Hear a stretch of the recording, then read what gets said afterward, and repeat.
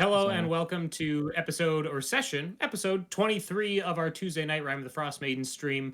Last week we had a really exciting session where the group faced a Shardlin dragon and in a mere 3 rounds of combat did it in. That's our recap. Like that's pretty much it. There really wasn't much else that happened last week. Cayleigh didn't do anything. We kidnapped a lady. Oh yes, yeah. I suppose you did. You collected some magic items. collectively, as a group, we did kidnap the Grandolpha. Yeah, that was definitely a group consensus decision that was reached there. You brought Grandolpha Musgart against her will to Easthaven. You faced the Shardlin dragon. Leif was able to heroically leap atop the dragon and then also leap off of the dragon as it plummeted into the ice of Lachdinashir. And then from there, you guys kind of took the first real breather that you've had in a while after that dragon was down and Easthaven was kind of celebrating your victory. You all did your own thing for a little bit. Vellyne Harpell, one of the members of the Arcane Brotherhood who is in the region, hung out with Rix and Rúna at the White Lady and had a discussion about her plans, her goals. She wants to go to the Island of Solstice, which is the island from which Auril herself is currently doing the ritual that is plummeting all of Icewind Dale into this endless rime. Her goal is to go there to recover an artifact that was stolen from her and also to recover an artifact of Auril's. She wants both of those things. She wants you guys to go and help her. She's willing to pay. And that was kind of where we left off. That last little interaction with Vellyne was the end of it. And so for this session, we're actually going to be starting with close quarters scenes because the group has had about 5 days in Easthaven. I'm going to go ahead and move us to the Easthaven map. The group has had 5 days in Easthaven, so we're going to be doing a close quarters scene. We went ahead and rolled for the close quarters scenes off air, and the players had a little bit of an opportunity to kind of plan with one another for who would be doing what. So our first close quarters scene is going to be between Cayleigh and Nahesa. So whenever you guys want to... All right, yeah, so I think Cayleigh is going to seek out Nahesa, and she has a few questions. Okay. So I don't know if you want to set the scene, Case. Sure. So I spent my downtime trying to do the social equivalent of pit fighting to make some contacts in Easthaven. It did not pan out, so I think I'm just kind of roughhousing at one of the bars. Not really getting anywhere. Yeah. Okay. Treating this like an MMA fight, and yeah, you're just sort of... I think maybe like it's like a mutual headlock of like just some, thug from Easthaven or something. Like, we just kind of push each other off. Like, I gotta take this. Then I'll, What's up? Yeah, sorry to interrupt. I guess I was just curious about a couple of things. Well, actually, the thing that's been bothering me the most is Grandolpha. I know she's gone now, but why did you bring her here? I thought we had a good thing going with her back at... We did have a good thing going. I saw an opportunity to extend that good thing. Yeah. So I think you were in talks with her. What was the actual result of that? Remains to be seen if she'll follow through. But after seeing all that, scrap metal blasted all over the place, I asked about her forge, and she might not be interested in, organizing a cleanup effort over the towns. A fresh start between Sunblight and 10 towns. I guess she doesn't have to call it Sunblight anymore. You have a problem with that? No, no, I don't. Good relations between the 10 towners and the Durgar would be a good thing. Although, you're saying collection? What would they collect? You're talking the shard? The scrap. So far, they've been the only people that have been able to manipulate the, Shardlin material.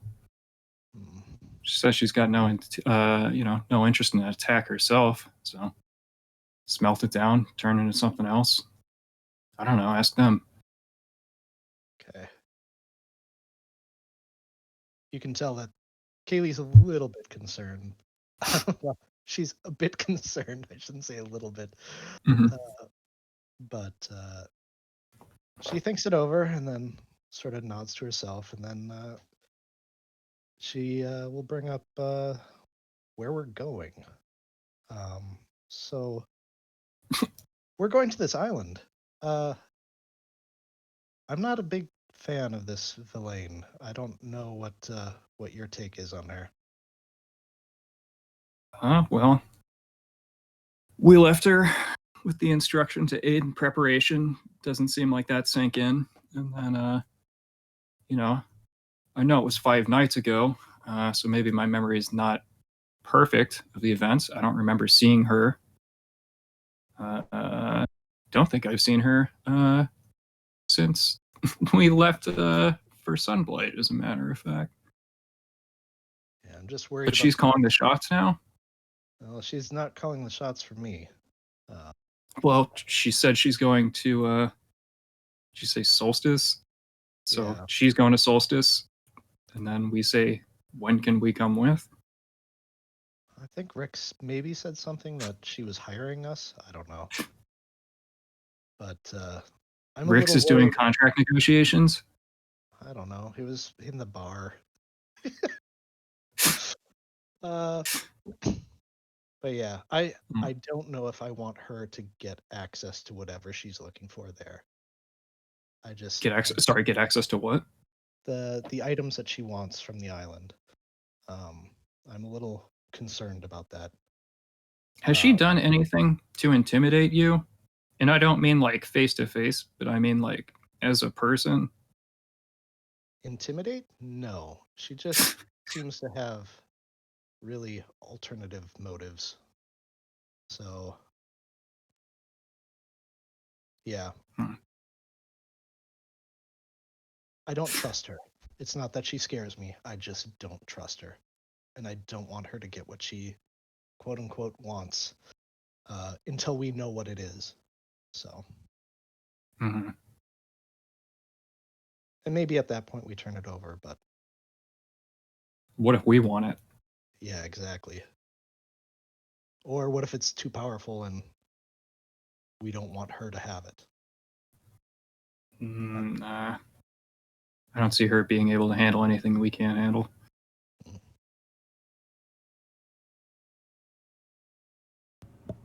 All right. Yep. Unless you guys had something else to end it. I'm okay unless you want me to bring up your weaving. No.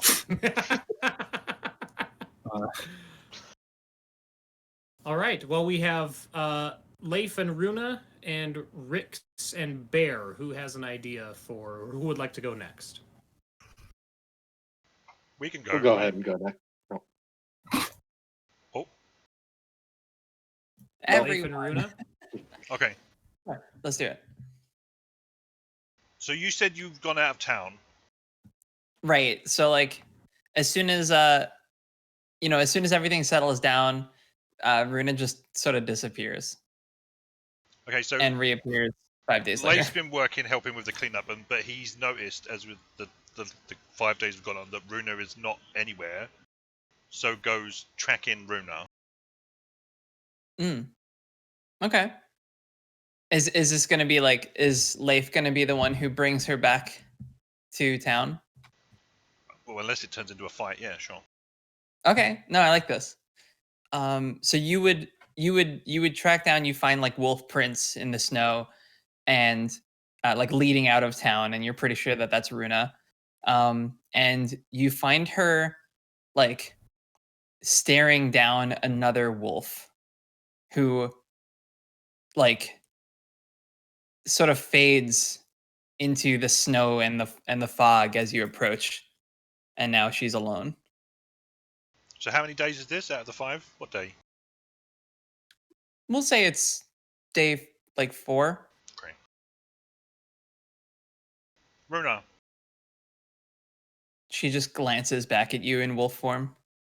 God, Am I going to have to cast speak with animals? No, she can speak telepathically with you. Oh, that's right. Yeah, I forgot. Right. Why didn't you tell anyone you were leaving? Why does it matter? Because there's still the Auril thing going on. There are the headlight zombies, as Nahesa calls them, wander in the tundra, and you're out here on your own. I already have a keeper, and it's not you. No one's expecting you to be their keeper. It would just be nice if you told someone. I didn't think anyone would care if I left. What are you talking about?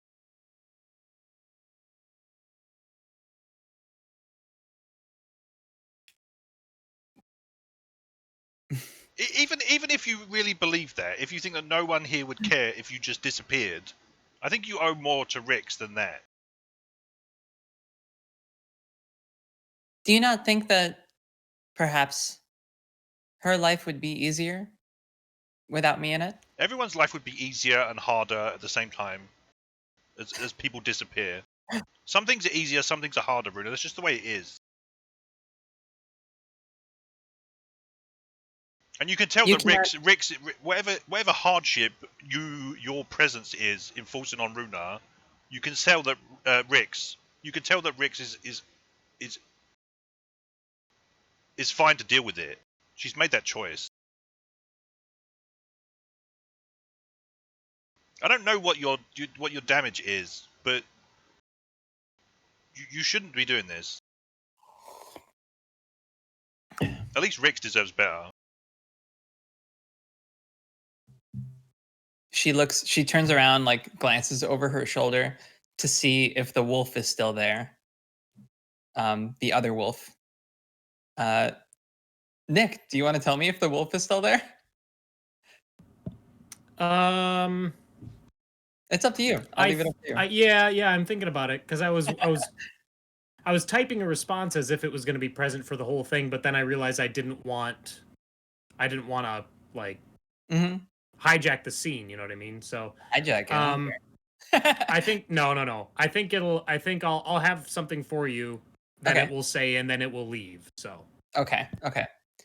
As it leaves, Rúna pads over to Leif and like glances up at him. She's like right at your feet, and she says,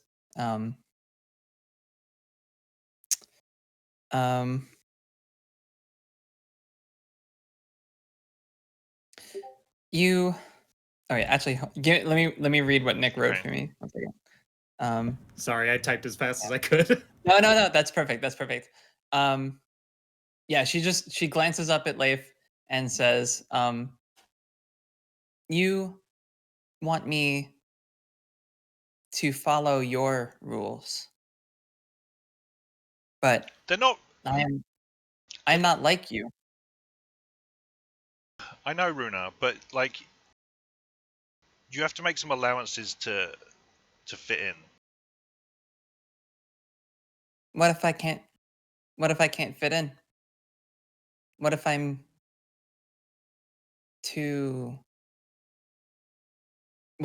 in two different worlds?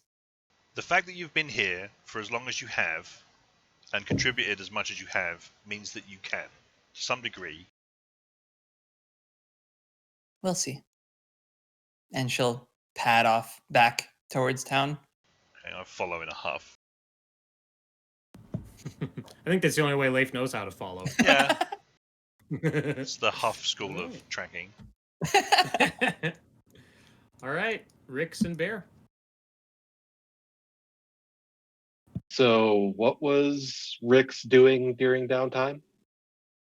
So downtime for Rix was a lot of celebrating and blowing off steam, which in mechanical terms was carousing.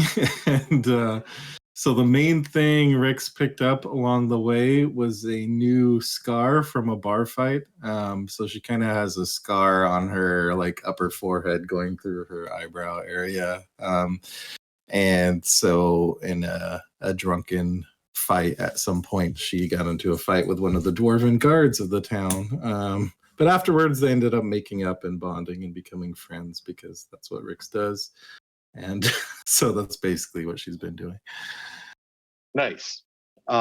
So during one of your carousing sessions in the bar, when you're chatting with various people, Bear kind of comes up to you looking just worn out and exhausted and very, very frustrated, and sits down. What beer do you recommend? I look inside the cup. This one. Whatever this one is. Just grabs your beer and starts drinking. Whatever beer it is, Bear grabs it and just downs the whole thing. Sorry, I had a rough couple of days. Looks like it. The crossbow I gave you that you used to slay the dragon. May I see it?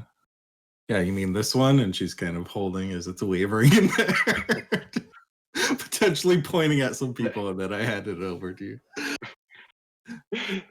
Bear kind of takes it and pulls out a kind of tool that you don't recognize, and pulls out something from a little velvet bag and kind of hides behind the table or whatever, and you hear a kerchunk and then another kerchunk, and hands you back the crossbow, and on the stock and the body of it, there is the corpse of the Chardalyn dragon, like a fairly artistic figurine that was somehow forged out of solid steel, and it is now riveted on. Ooh. I felt like you needed a win to celebrate and a way to celebrate it. You have clearly found a way to celebrate it, so here is just a little recognition. I never thought I would say this, but this is better than the drink. Both Rix and player Ian are pleased with this, so I'll grab it and examine it and be like, "Oh, this is amazing." At first after the dragon fight, I have to admit, part of me was a little disappointed. Like, I wanted to just, I'm used to fighting things with my blade and getting up close, but I have to admit, I got some satisfaction from using this thing and taking it down from afar. But Nick, what's kind of around in the bar that could be a nice target for me to practice? They would probably have knucklehead trout mounted on the wall. There'd probably be a few of them that are mounted up, some larger ones. So okay, I'm gonna take aim and try to put it in the knucklehead trout. All right, I'll take an attack test. Okay, should it be at disadvantage because I've been celebrating? It's up to you on how much you've imbibed. I'm gonna say disadvantage then. Okay. Okay, let's see what we get on this. So, Rix, you aim the crossbow at the knucklehead trout, and you take a shot. And Bear, you just happen to notice that the shot is way too low. It ends up going into a pint that someone is carrying, like a waiter is carrying to another table. So it just sticks in there, and you're like, whoa! And there's like ale going everywhere. And he looks. The serving boy hit like. Bear has a genuine belly laugh at this. The serving boy looks in the direction that the bolt was fired from, like he's going to reprimand or get angry or whatever, and he sees that it's Rix. He's like, oh, well, be careful, will you, next time? Maybe not in the tavern. Sorry, I'll slap down like 3 gold pieces onto the tray. Okay, maybe I should practice with this later, not right now. I think that's probably a better idea. When we do have more time, I do have some planned upgrades for it. A weapon that slays a dragon should have something else special about it besides just decorations. Well, I appreciate it. Well, let me know if there's anything you ever need me to do for you other than stabbing things. Now, I am glad to see how well our group has grown. We have learned to at least identify where people seem to fit best and push each other in the right direction more often than not. Yeah, I agree, and it seems strange to say that, but I always heard people talking about their family sometimes as being like people who sometimes make you angry and piss you off, and sometimes they make you happy and you love them. But that was never my experience because my sister was gone for most of the time, and my parents were pretty much 100% in the piss me off category. So I think for the first time, I'm understanding what family actually is. I'm kind of feeling similar. I haven't had my family for a while, and now I'm starting to feel like I have a family again. Cheers to that. Holds up his drink. And see. And Yeah. All right. Good job. I like that. I like those scenes. Those are all good. I like how vague I haven't had my family in a while is. none of you have asked about it. Like, Leif is the one that's come the closest to asking about it, and I don't think he shared that with anybody. So Why would he? Yeah, I think every character has been pretty, like, there hasn't been a lot of questions about backstories. nope.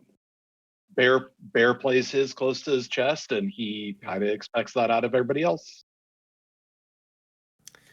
All right. So you guys spend your downtime in Easthaven. You do the things that you seek out to do. You really kind of enjoy having this period of time where there isn't a pressing need that calls you across Icewind Dale for something. You're really kind of enjoying just hanging out in Easthaven, doing what you want to do for the period. And then once 5 days pass, Vellyne would seek out Rix and Rúna. And I think it's safe to assume we're going to go ahead and skip ahead to where the whole party is gathered with Vellyne, because she wants to make sure that, like, she wants to set everything straight and make sure that everyone is on board. She doesn't want to just go off of the word of one person when there's a whole company of 6 involved. But she would meet with all you guys at the White Lady Inn again. And as has been the case since the Shardland Dragon attack, you guys are enjoying free drinks the whole time. Some of you are probably partaking more heartily than others. But she sits down with you all, and she basically goes like, well, I trust that Rixana has delivered my message and made you all aware of my plan and my hope that I could hire you for your assistance.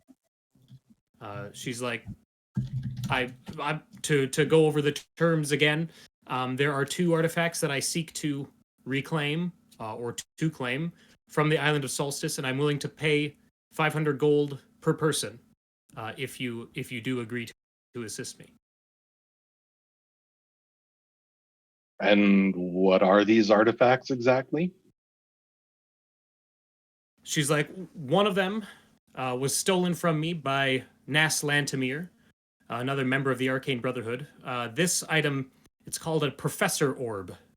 It is a magical orb, sentient magical item that contains boundless knowledge, especially of specific areas of expertise. This one went by the name Professor Scant. And he was in my possession until Nas lifted it from me while we were in Bryn Shander. And it is imperative that I do recover that, because it would make the journey ahead that much easier. It's Bob the Skull. Exactly what I was thinking. And what was the other one? The other one is an artifact that is in Auril's possession. It is a ancient book called the Codicil of White. Exactly what it is and why I need it, that I will share with you when we reach the island. She's like, some information I don't dare part with until I know that there's no going back. That's ominous. Not exactly the best way to ensure that we are on your side. Hiding information. She's like, she goes, that's fair. She's like, but at the same time, the Arcane Brotherhood, my peers and I would fight against each other for any scrap of information, anything that could give an advantage. She's like, I don't want this information getting out until I know that nobody else can act on it. Who's going to know? One member's in prison, one's dead. There's you, someone who's already declared her adversarial position to you. Mm-hmm. She's like, yeah, I'm tempted to say no deal without knowing up front. and she goes, I'm sorry, who is dead? Kazan, Oh, right. illusion boy, burned at that stake, just out that window. Yeah. I took that down. Commemorative. Yeah. Yeah, all right. Nahesa, why don't you... I'll take either persuasion or intimidation. Intimidation. Okay. No difference, but Okay. oh, look at that. She's like, you raise a good point. She's like, perhaps I am being too protective of some information. She goes, the Codicil of White contains a lot of lore regarding Auril and her grasp over winter. She's like, not only for its magical purposes, which are incredibly intriguing, and that alone would be reason enough to venture to the island to retrieve it. She's like, but it also contains an incantation which, when used at the proper location, can open the Reghead Glacier. And that is my goal, to enter into the glacier. Mm-hmm. As much as I like the idea of kicking down Auril's door and just putting a sword in Auril, do you have a plan? You said it's in possession. Do you? I assume you have a plan of getting this book back of some kind, or is that where we come in? She's like, well, I have a bit of a plan, but any assistance is obviously appreciated. The Codicil of White is hidden behind a series of trials, which must be completed. And once those trials are completed, then the Codicil can be claimed. She's like, the nature of the trials, I know not. And as far as putting a sword in the head of the goddess of winter, I would be impressed, and I wouldn't hold you from that, but I would want to also stress that is not our reason to go to Solstice. She's like, unless you feel so compelled once we are there to track and kill a goddess. She goes, I believe that we would be able to get to the island, enter the fortress, obtain the Codicil, and leave before Auril even realizes that we are there. Have you guys revealed that she has shown herself to you, like when we were separated? And then, of course, there was the Salamander incident, which I guess we were all there for. I told all of you guys about what she did and what she told me in my head. Yeah, but I'm talking about the other. I'm talking about the wolf trap incident. The three of us, we were fighting the Wendigo. Yeah. Yeah, I Do don't we think know I that? would not tell anybody. Yeah. I don't know. Okay. Actually, wasn't that just the Wendigo talking? No, it was her, because she said something to me. I can't remember what it was, but she said something to me. Yeah, said she something said something specifically to Stokes. Okay. She didn't appear. It was just words. Yeah. Yeah. I don't remember exactly. Just like she did at the Tower of Netheril, Yeah. the Lost Tower of Netheril. She said something there. Okay. So Yeah, Runa, I'm trying to remember her appearances. So. Yeah, Runa's tell just her when- glancing down at the table and like rooting around, like just rummaging for something. Like through Belyane's goods. Oh, are you in Eladrin form right now? That's a good question, actually. I'm gonna say that I'm in wolf form, so it's just like my snout. Like I've like knocked Sure. it down, and I'm kind of like sniffing around for something. She But she sees knows Runa doing but she that. knows I'm Runa. She knows who I am. Right. I- Yeah. yeah. Yeah. But she sees Runa doing that, and she would like move to take her bag back, not like in a rush, Right, like yeah, oh yeah. no, just more like hey, that's mine. She No. looks up and it like telepathically in everyone's heads is like, where's the contract? And she's like, I had no contract written up. I assume that discussion and agreement verbally would suffice. She's like, if we need a contract in writing, I can provide one. She just looks confused, like a deal without a contract? Like, what is that even?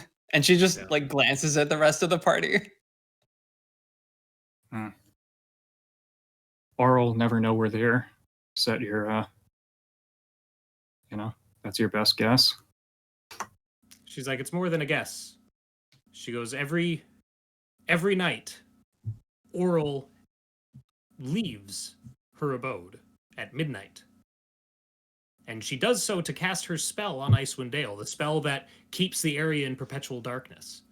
She's gone for at least, it has to be a number of hours, traveling across the whole region, even on the back of a flying creature of some sort.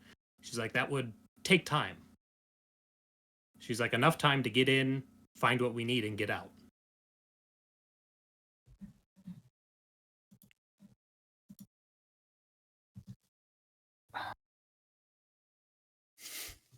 I'm very unimpressed with that. I would look to Yeah. the rest of the table, since I know there's at least, two of you, or at least some of the rest of you have been spoken to directly way away from her.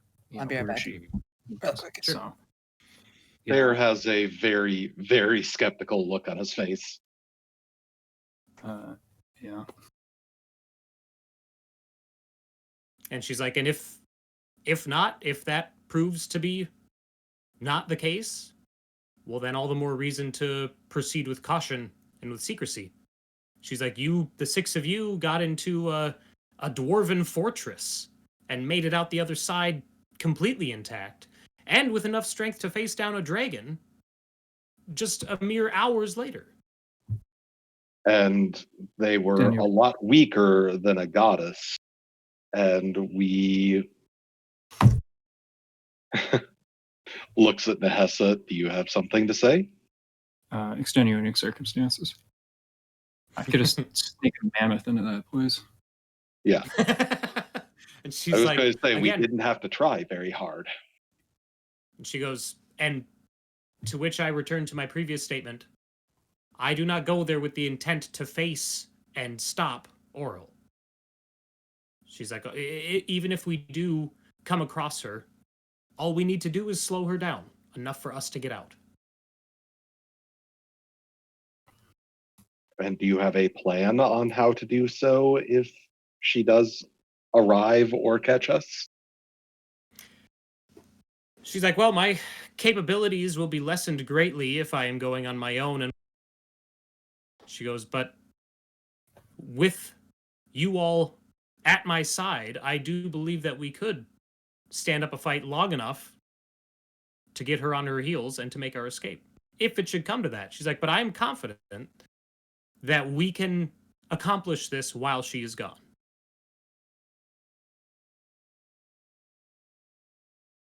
She's like, 500 gold per person. And again, anything else that we come across in that fortress that is not the Codicil of White or the Professor Orb, that's yours to keep. Now, in terms of this book, you said it has lore information regarding Auril. I'm not saying we want to keep the book. Obviously, that's one of the items you're looking for, but would you be open to sharing some of that information with us once you have it? She's like, of course, if you and your companions want to see the book and peruse its pages, you may do so. She's like, as long as it remains in my possession when we eventually part ways. And the Professor Orb, is that still in possession of the person who stole it from you, or where is that? I can only imagine. Nas stole it from me, and then I learned later that she hired a ship out of Revel's End to take her to the Island of Solstice.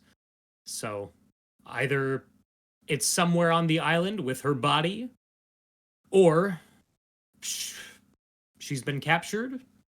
I can't imagine she was successful. Nas was always brash, not thinking things through, not making proper allies.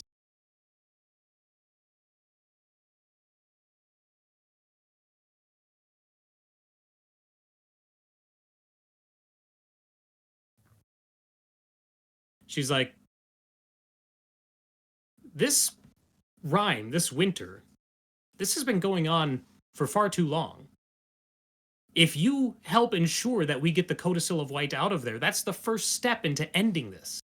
And to getting the Icewind Dale back to a more normal seasonal rotation.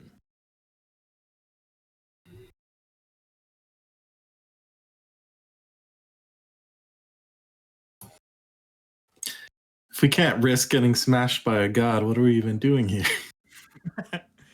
What else are we going to do with our lives?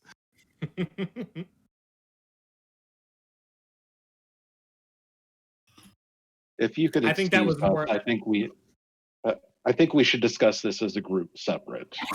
You're doing that. She's like, very He well. means away She's from like, villain. she's like, I will give you your space. She's like, I will be outside preparing my sleds for travel, and I hope to get an answer in short order. Thank you. Mm-hmm. I'm back. So she steps outside and leaves you all in the crowded White Lady Inn to discuss everything. Is her owl still here? No, it leaves with her, staring at Rúna the whole time, but it leaves with her. Are there any I don't know. What sort of followers does she usually have around her? Cloaked? They're just- kobolds, right? They're kobolds? Okay. No, they're Well, you like guys haven't seen what they their are. faces. seen- We're assuming they're Yeah. undead. Oh, I thought Yeah. she told us she had kobolds. I thought that was. Or is that someone No, else? I remember she was the one that we thought was a necromancer. Yeah, I think we know she's a necromancer. I just don't know.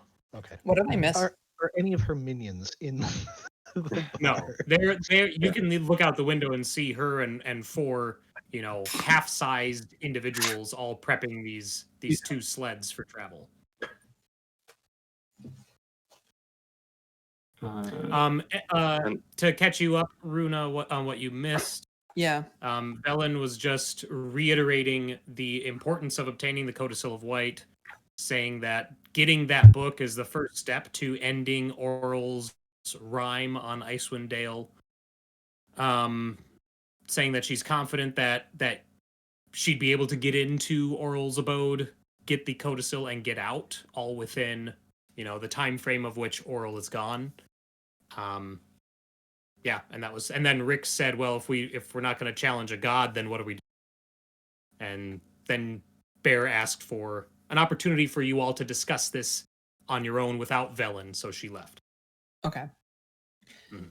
So Rúna will just look at everyone and say, I'm trying to think of how would I phrase this? I want to play games with her. on the way there. That's my my what's the word? That's what I want out of this. Right. Okay. Well, we're doing something for her. I want something in return. Well, you're What getting kind of paid, games are you Rúna. talking about? Paid with what? the coins, the money. I just like glance at our bag filled with coins, and then glance back at Leif. Okay, that's fair. I think her plan sucks. Right, but Wait, we oh, don't wow. really have a choice, do we? According to her. No, but if she's accurate about the codicil being the first step to removing the rhyme, then we need it, or at least need the information from it. So we either go with her or we race her. Right? We don't have another lead on how to stop the rhyme.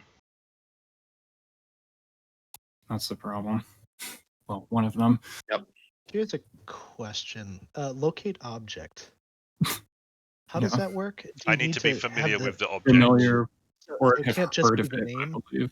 No. And it's 1,000-foot range. Yeah. Okay, bummer. No, my primary issue is her plan or lack thereof. She's got I no mean- plan. She's the Arcane Brotherhood. She can't be trusted. Right? But Let's bust in while Auril's out getting groceries. You know, that makes perfect sense. Yeah, I don't know if you saw Cayleigh just sort of seething in the background during that entire conversation. Oh yeah. Oh, we don't Remember really have when another Nick- lead. Remember when we derailed all of Nick's plans by not liking this lady's plan? hmm. This is different. Well, I mean, to be fair, what other plan would she have? Like, if it's in Auril's Yeah. possession, the options are either challenge Auril directly or go in there and sneak and get it while Auril's gone. Yeah, that is kind of true. We may not get a better opportunity, even if this is kind of a shitty plan. Yeah. I'm not disagreeing with that. However, I think that assuming we do go along, we should encourage caution and try to get a little information first. Scout out the area, make sure that Auril doesn't have, different. I don't trust that. I mean, Auril has spoken to us without being nearby. She sent minions after us without being nearby. Mhm. It doesn't. I don't think it matters. She has I some don't sort of disagree. sense. So Rúna starts pacing around the table, still in wolf form, and begins to spout like a long, well, not long, a tale about a mother wolf and her offspring, and how like when she left to hunt for them, that was when the hunters would come for the cubs. So are you saying that about Easthaven?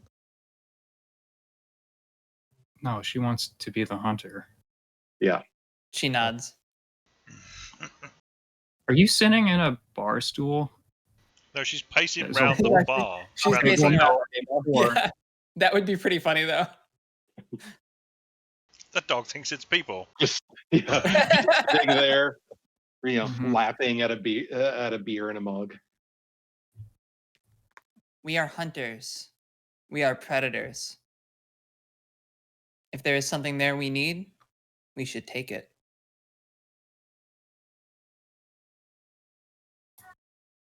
I agree. It's the eighth Good dwarf in scary. theory and not necessarily in execution.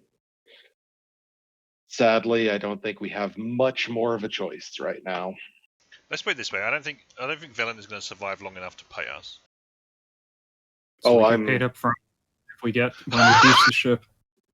No, That wasn't where I was get paid. going with that, but sure, I guess that makes sense. We don't have to lift things once we touch down. Then we turn around. No harm, no foul. It's like written contract, paid up front. If you die, that sucks. Rúna gets to play games with you. Yeah. Whatever. If you die, that's your problem. All right. Well, if no one's telling me no Are we on actually signing uh, a contract? Or... stipulations, then No, there's no need Yes, for a well- contract. I don't understand why Rúna even brought that up. We've never used one before. I don't even. She's a I'm secret warlock. in out of character. Yes, I know.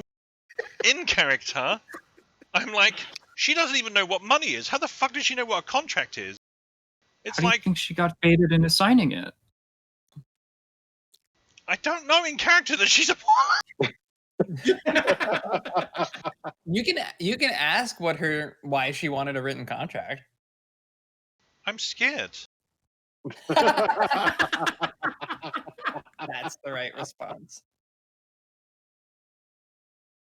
Okay, I guess we're in agreement. Who wants to tell Vellyne? Not it. It's my line. Fine. I can talk to her. That's fine. I Yeah, would tell her, but The I only don't thing, think that you would want that. yeah, the only thing that I'll bring up is that whatever she wants, I think we need to get it first. So No, I'm in agreement. But I also don't like the scenario that paints us where we betray her. Mm, yeah, and I That's don't want only to one betray way her to either. express that series of events. Sorry, what was the beginning of that sentence? That's just one way of putting it. I don't Yeah. think that we're really betraying her if we back out because we don't like the look of it. Betray is a strong word. Yeah. It's very judgy, and we haven't even done anything yet. In any case, you're expecting her to betray you, so like Also true. Yeah, don't give me that. But I don't then. wanna be the Alright, one fine. that breaks I'll the go talk to contract. her. I'll go talk You're to her trying to with betray us. We're going to betray you first. Yeah. Right. It's more of a Okay, so that- casual faith breaking. Curse your sudden and inevitable betrayal, as the line goes. Yes. So Nahesa, you're going out to talk to Well, Vellyne, and I yeah, think Rick. Rixana said she would go as well, I believe. Yep, we can both go out there. Yeah. All right. Well, she's getting 2 sleds together, and the dogs which are lashed to these sleds are definitely undead. They don't smell great, but Vellyne looks It's confident. cold She out. sees They you can't two.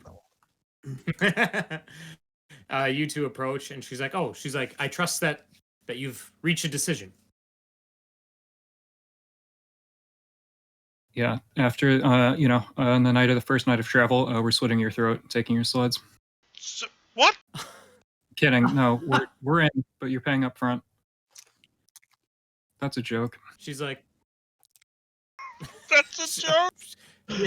That's the charisma -1 joke. Yes. right? Yeah. Yeah. Nahesa Yeah.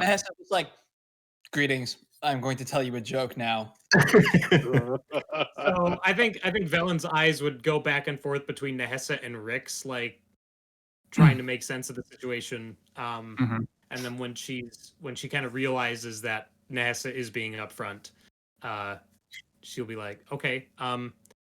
She's like, I'll give you 350 each upfront, and the other 150 when we have the book in hand. Works for me. Sounds fair. All right. She'll count out the gold and hand that over. So Great. everyone, that's 350 per head. All right. It's actually can do some stuff with that. She's like, my plan to reach the island. She's like, I know my colleague sought to hire a boat from Revel's End. She's like, that would suffice. She's like, but unfortunately the folk who tend to sail these waters often end up being just as opportunistic as pirates elsewhere. Yeah. As Nahesa's joke. Well said. who would take us out a day and then slit our throats, so to speak. Mhm. She's like, so while we could do that, I have actually discovered from a few fishermen in the area that there is another way that we might be able to reach the island going through the sea. She's like, and that's assuming that you all aren't scared of deep water. I think that we should make for ANGAJUK'S bell. Do I know where that is? And goes a what now? I will take a history check from Cayleigh, Bear, and Leif, assuming that the party is together now. Ooh. I guess we've regrouped. Yeah.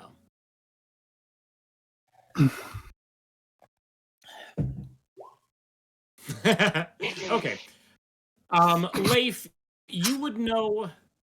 You recognize the name Angajuk, which is the name of a sperm whale that has been gifted with magical intelligence. That's about the most that you recognize, though. Is that a type of boat or what is that? I need a little more. A whale, She's like, an animal, Runa, Rixana. This was in response to her original mentioning of that name. right. No. She's like, unfortunately, the Island of Solstice, the way in which Auril travels the Dale is on the back of a great rock, an immense bird of prey.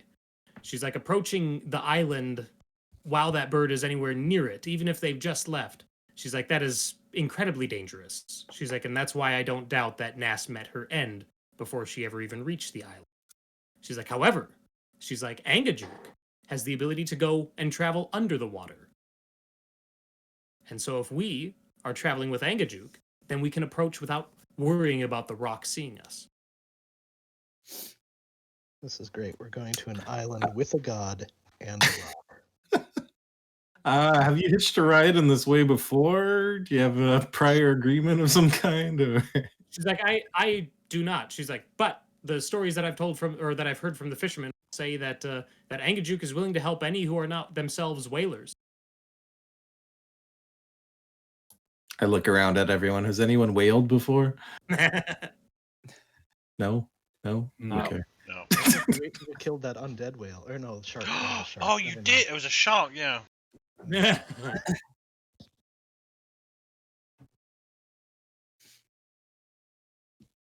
Well, She's like, all right, are we What are we waiting for? all prepared to leave then?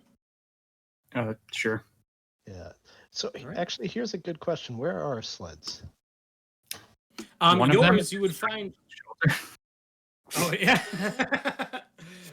You would find the two sleds that were brought with to Sky Tower Shelter did end up getting returned in the interim, in the 5 days between, the Chardalyn Dragon and now. A couple Goliaths did return those two sleds, as was promised. Okay. So you have those at your disposal. Vellyne also has two of her own sleds. I'm going to move us back to the regional map here before we take our break, to give you guys an idea. If ANGAJUK'S Bell is where you want to go. Oh, come on. Why is it not letting me move our... What have you done? Can I do this? What the heck? It's not letting me move any of the players over. All right. Well, okay. Well, we're going to take our break now then, and I'll get this figured out in the interim. So we'll catch you all back here in about 15 minutes or so. Cool. Bye. Bye.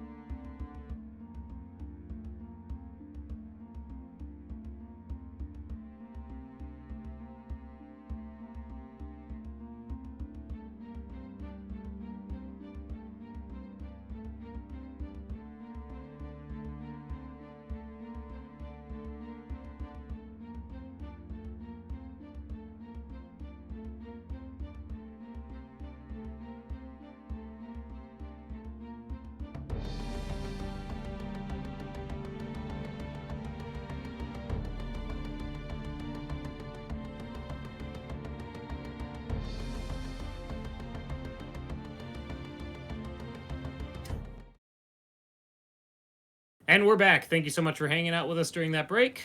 Real quick, we're going to be... I had to refresh some of the windows, so I think I'm still adjusting some things. But just want to take a quick opportunity, like I typed in chat, remind our live viewers, spend your channel points to cash in for different effects that influence the game. You can bless a PC, you can grant a healing surge to a PC, and you can even name an NPC as well. So if you're accruing those channel points, which you should be by watching, then you can turn them in for those different effects. Awesome.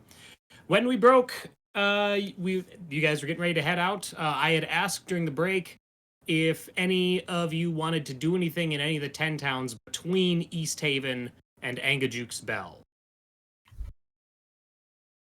Nope. And I didn't really get a... Not that I can think of. Yeah, the only thing Cayleigh would probably do is just to check for any rumors or anything. To see if Okay. there's anything About what? interesting. I don't know. Let's go all the way east and get griffins again. It'll probably be quicker.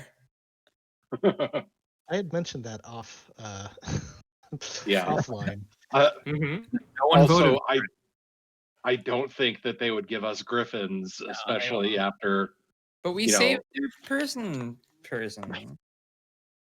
Well, we let That's him why out we as a got Sunblight. We Griffins. don't know that he made it back to Sky Tower.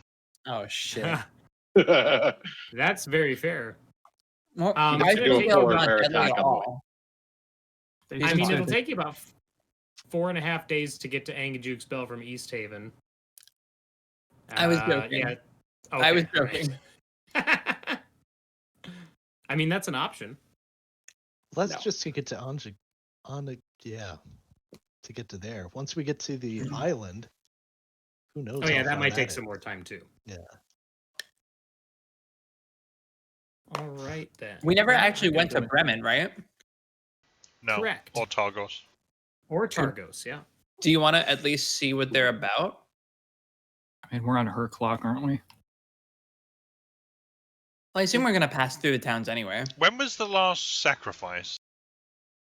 That's a good question.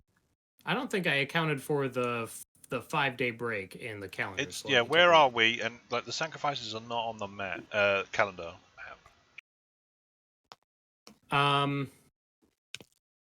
So it's 5 days from the 8th, so that will put us on that would be the 13th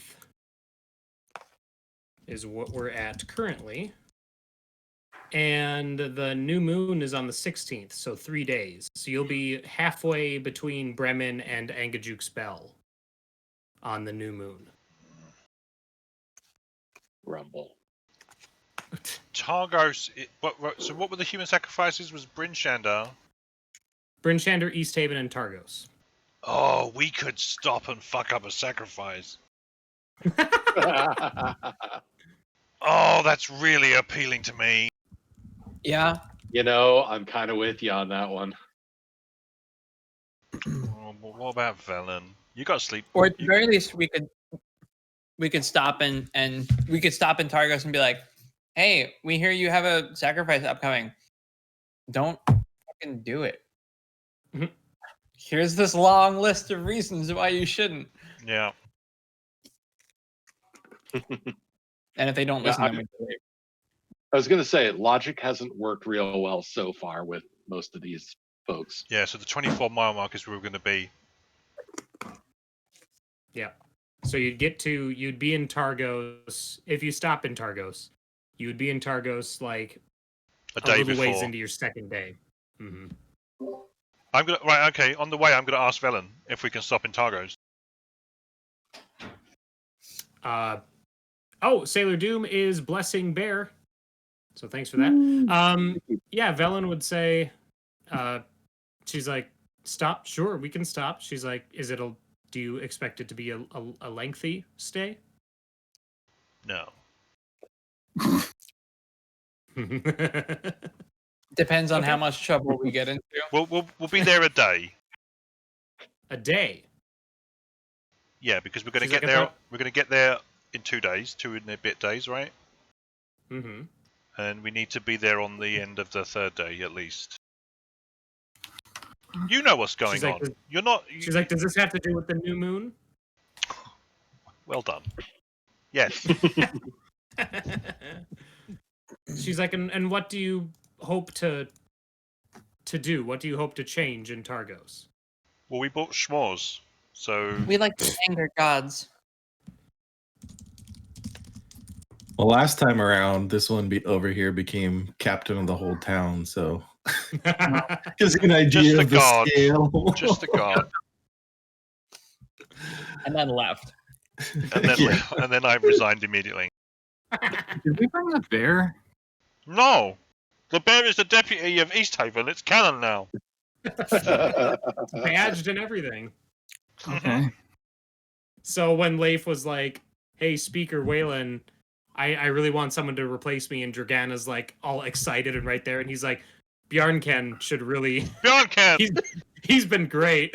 He's Bjarnken, great. you have proven yourself to be a worthy successor. He's great in a fight, but he's terrible at the paperwork. I got up like expecting a medal, like end of the New Hope. Hand it off. I definitely really love the image of like a huge polar bear just sitting at a table with a stack of paperwork and it's just like looking down at it and just All right. Oh, So sweet! are I we did. stopping? Did you not Sounds like we're convince her? stopping in. Oh no! So, yeah, we're stopping in Targos. She's Okay. not happy about it being a full day, but she has you guys at this point. You know what I mean? So It's she's just not gonna... costing her, right? Right.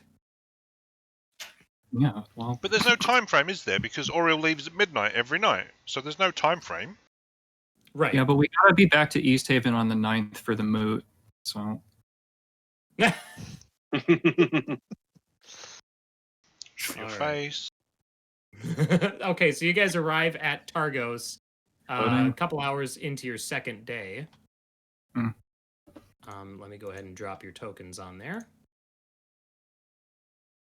Yeah, unless we wanted to take a little extra time at Bryn Shander to track down what's his face None. or her None. face. That whole town. wow, can look at burn. these walls. This town's got walls.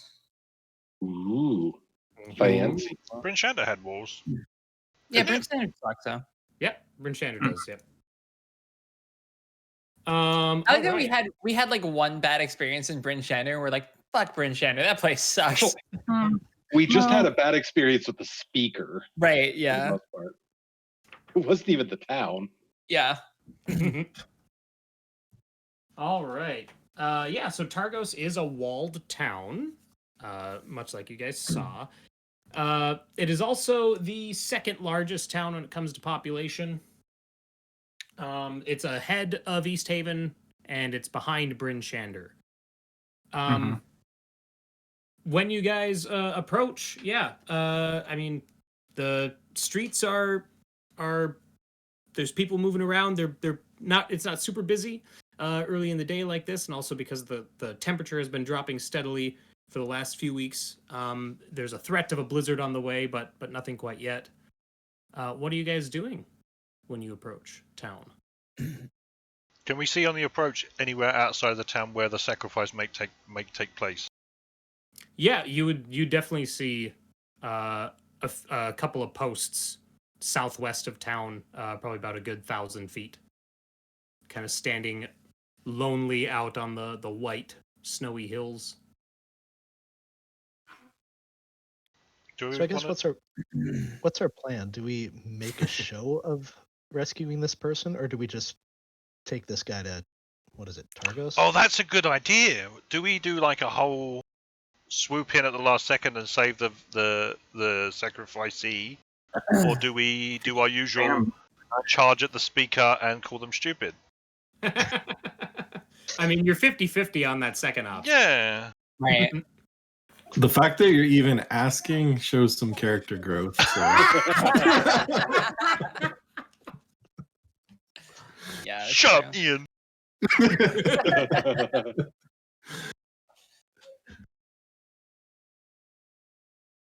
Um, I didn't get an Kaylee answer. would What do we prefer want to to- do? Kayleigh would prefer to rescue the guy on the sly. Or, That's not going you to know, stop them from doing the next one, though, is it? No, but if we No. can stop the this winter, then I don't know. Oh, there might not be in it. And there's the optimist that we all know and love. We definitely need to make it obvious and make a show out of it. Right, but what if we fuck up? Those adverbs doing a lot of work in that sentence. Let's free them and cut them down, and then like leave a note that's like, Auril doesn't want your sacrifices anymore. Are you planning on Signed Auril. for this guy? After you cut him down, where are you taking him? Not Targos.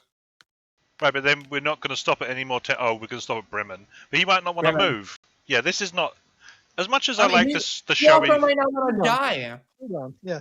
Would you rather die or go to a new town? Well, I mean, We it actually depends. If don't Bremen is know. anything like Goodmead, then I think I might want to die. You're never in Goodmead. I've been to Leif's been to Goodmead. He knows. Oh, okay. Good thing it's kind of People in chat, yeah. you know. People in Really good mean, you know. what is your plan here? I don't know. Do we usually plan? Yeah, This is a new it's- thing. this is new to me. All right, well then, what's your unplanned course of action? That is typically how we do it. I think if I tell you before I do it, technically it's a plan. So we haven't had any plans. Okay. All right, here's Hang- what I'm going to do. I'm go going to check. wing it. So there's just like the one like stake out there, right? Mhm. I think and we're sure it's like tonight that it's gonna happen. It's Tomorrow the night. following day. Yeah. Tomorrow night. Okay. You have to stay in Targos for a day. Because I was gonna say I could like yeah, I don't know. I don't know. My personal bridge thought there. is, yeah, we lay low. We leave in the middle of the night. We take the guy down, make it look like there was, I don't know, Yeti attack or something, and then we head off to next town and drop him off there. It's just I going to think- encourage them to, double up or do something crazy. It won't, because it'll look like just what any of the other sacrifices do, right? 'Cause- Let's go to the speaker first and like tell them who we are, tell them that we're from Easthaven. Easthaven stopped doing sacrifices. It's bad, blah blah blah. And if they don't believe us, then we forcefully rescue the victim. I'm with that. I just want to derail Nick's like session. I mean, I Success. had to restore the Targos map from archive, so we're there. Nick is just scrambling to find NPCs. What the fuck is Targos? All right. I mean, honestly, I'm fine with whatever. I'm also fine if we just want to like put a warning and then leave. I'm only fine with that if we nail the warning into the speaker's face. Oh my. Yikes! You haven't even met the speaker yet. Yeah. Jeez. They're speak- allowing this to speaker, happen. this speaker is like Liana Mormont. She's 8. It's like, everyone's Okay, like, so- there, hand him the hammer. So we've got two different plans proposed. We've got one which is stop the sacrifice in the least obtrusive way possible, and the other one which is meet with the speaker, converse with the speaker, make a recommendation, so to speak, and then if that falls on deaf ears, I think we try. I think we'll go with Cayleigh's, right? So we'll try and be inconspicuous. We'll get some information from the town when the sacrifice is due to take place, and then we. I really like the idea of like when they bring the victim out and they're about to like, like tie him to the stake or whatever. Rune is just there, like eyes in the darkness, like emerging. Just That'd be cast really sleep cool. on everyone. Yeah, you could do your. I mean, You could get some points on your sleep counter. Your fight with Nahesa. why cast That's for- sleep when I can cast murder? Murder is not a spell you can cast as only a 5th level druid, I'm afraid. I've checked. All right, so if we're gonna go with the discreet route, Yeah. then I'm going to I'm going to abstract this a little bit. Why don't we do a group stealth check? Everyone's favorite. Oh boy. Everyone make a stealth check for me, and I'll compare it to a like an overall goal, for the party. Can And we the say I higher- just cast invisibility so I don't fuck up the stealth check? Yeah. How long does invisibility last? An hour, I believe. Yeah, when This it- is to simulate the course of the whole time. You know what I mean? Like your stay in Targos. Okay. Yeah, I just went to check into the inn. I don't know that I've. Oh my. Sure. So Runa's probably drawing attention. Well, actually, Oh, but look at this. These are great rolls, though. I'm probably, if I'm being sneaky, I'm probably in Link's form, actually. So I will deduct a wild shape and roll again. Okay. There we go. There you go.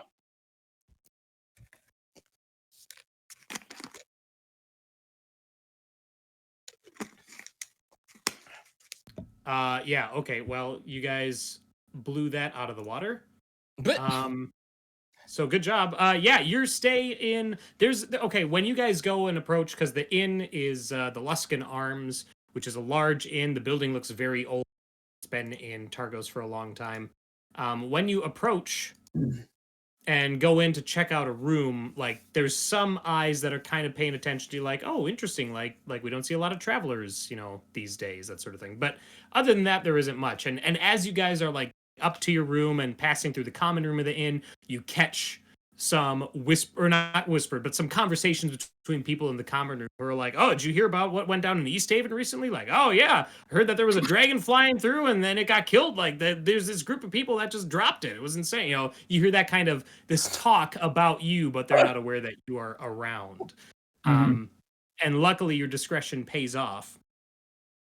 All right. So the following day, it would be dusk when the lottery is performed. And that happens pretty much right outside the Luskan Arms. As you Wait. Okay. Can we fuck with the lottery? Oh my god. Jesus. It has to come No. on. This is it has to. What do you think I'm gonna do? we like minor illusion the speaker's name into the. Yes.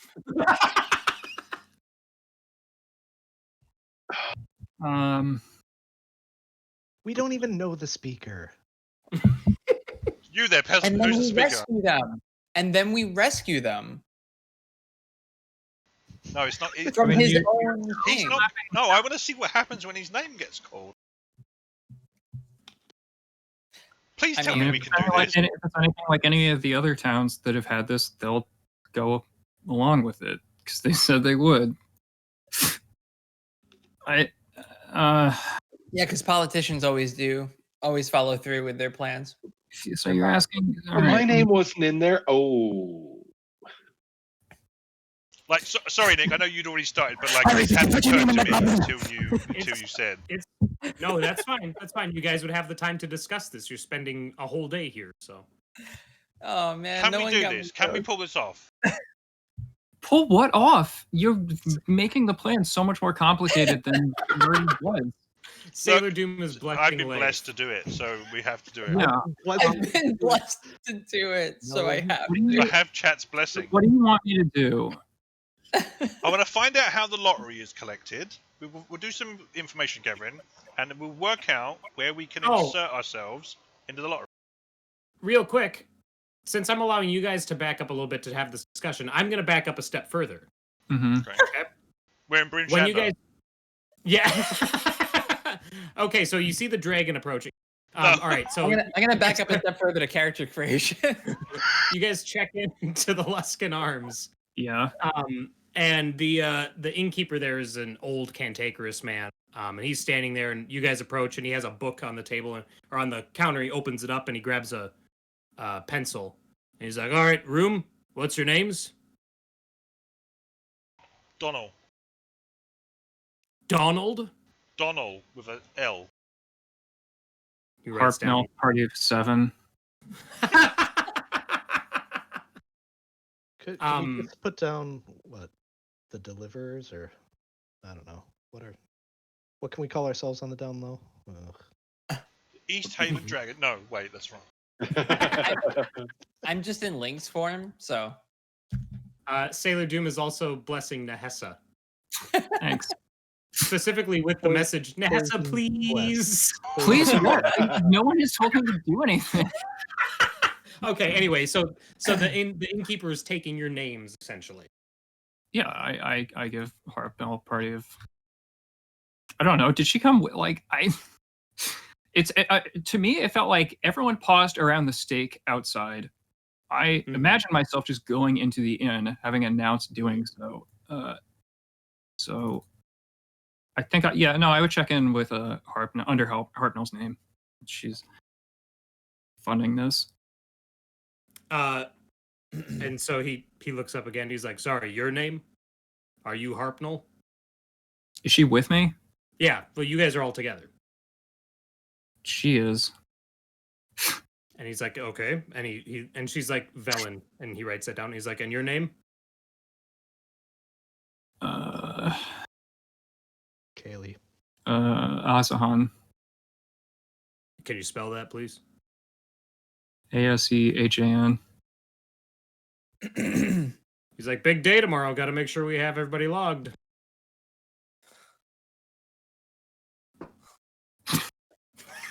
Oh, good. Cayleigh will give her name. Yeah. I think Bear and Rix are the only two I don't have yet. Mm-hmm. I'm. Oh yeah. Meow meow. You're a cat. I'm a cat. The name is first name Lev, last name Istis.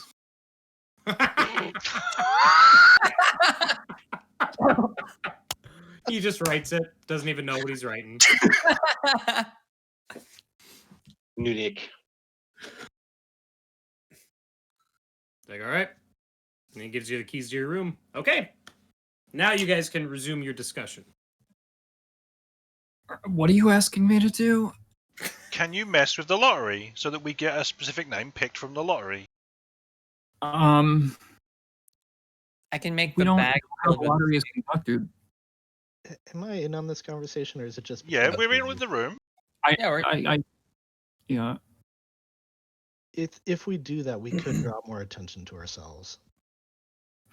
Well, we're visitors, and we're only here on the night of the sacrifice, and we're leaving immediately after. And you also gave your real name. So That was who I am here.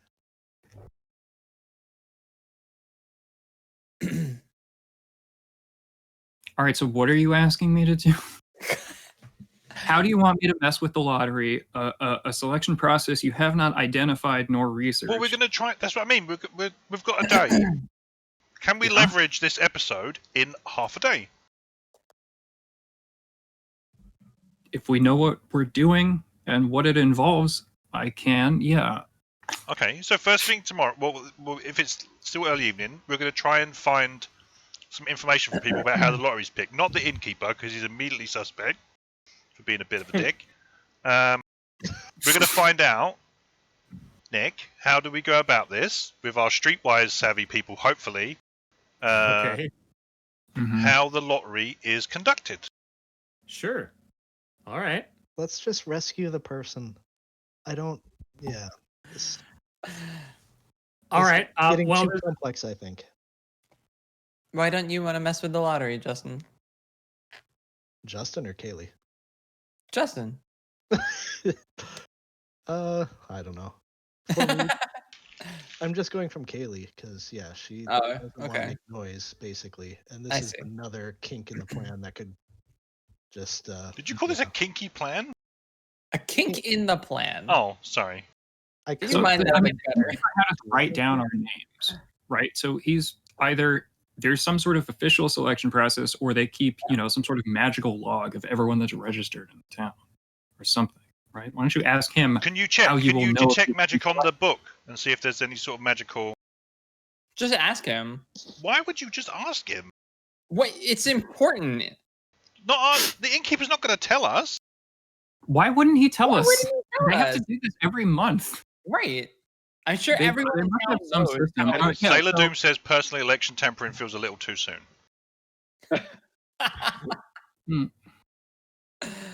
The Uh, Sailor innkeeper Doom is also the one that basically, gave blesses to do all of this, though. She's true. Yeah. She's very, very conflicted. Yeah, no. the innkeeper is the one that basically I said wanna- they were getting our names for that. They didn't say it out, explicitly, but that was, it was heavily implied. It was implied. I think just asking will be fine. Be like, hey, well, why'd you take down our names? Oh, this is why. Oh, but how do you do that? I feel like there would be some sort of disclaimer, right? Because if that's even worse. If they're like just random people wander in and it's like, oh, you get in the lottery without telling them you're going to be Down the lottery. sacrificed. Oh, maybe I'll just go and stay out the fucking side this Guys. week. Can we just blow up that Snyder's episode. be done with it? If they're too busy to perform the sacrifice, which is honestly a pretty simple process, but like, because they just tie the guy to the stick, but yeah. All right, Okay, so are we waiting fine. until tomorrow? I or... don't know. Like, are we going to talk to the innkeeper? I have people saying yes and no. I can go Sure, to so Tech Magic. I just need somebody to make a decision, whether that's I you or don't not. care. I don't care. I'll try to find out somehow. Okay. All right, so Rix, you go back down to the common room. Now it's a little later in the evening. There's a couple people. It's largely emptier than it was before, and there's the counter where you checked in, and there's a bell there, but there's no innkeeper currently. What is the population of this place, by the way? Targos has a population of 1,000. 1,000? Okay. I'll ring the bell, I guess. Try to get the attention of the barkeep. You ring the bell. So when you ring the bell, you're caught off guard by a sudden skittering as a rather large rat escapes from under the counter and runs off into a dark corner of the common room. And then after a moment, the back door opens up and the innkeep comes back out. And he's like, yes, Miss Istis. That's right. What can I do for you? Miss Istis. Well, Oh, you should have been married. You could have been Mrs. Istis. I was actually curious if you could settle a bet with me, with my friends and I. We were wondering why exactly, usually when we stay at an inn, they don't take down all our names in such detail. And my friends think it's some kind of hazing ritual. But I was thinking it was that we're entered into a raffle of some kind. So if you could shed some light on it for me. Rix, can I get a deception check, please? I really think it's a raffle. Just kidding. It is. You just may not like the prize. Yeah, it's The prize is death. 17. Okay. nice. He's like, he kind of like, he narrows his eyes at Rix, and he's like, well, have you been in the Dale? He's like, I'm sorry, I apologize. I'm so accustomed that if we see people, they're folk from 10 towns. They're folk. You must be from outside of the Dale completely. Well, he's like, tomorrow, well, it's for lack of a better term, it's Frostmaiden Day. And the more names in the pool means the less likely everyone is to be drawn. Oh, so it is a raffle. What do you win?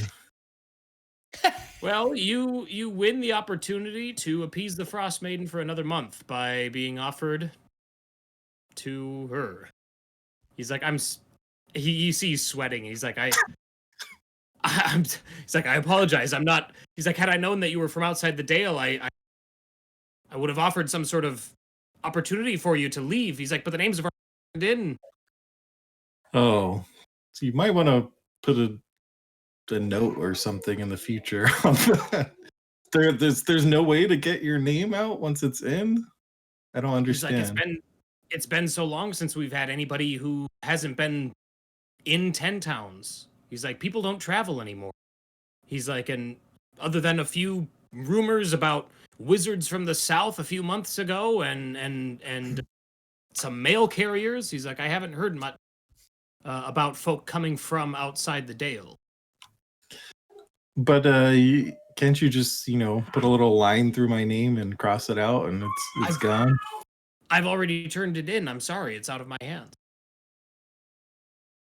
Oh, okay. Well, maybe I can go track it down or something. Is it just they just throw it all in a box or something? Is there someone like, I can "No." talk to? And he leans forward and he's like, look, he's like, I didn't mean to bring this on you. He's like, I honestly thought that you and your friends were aware of this.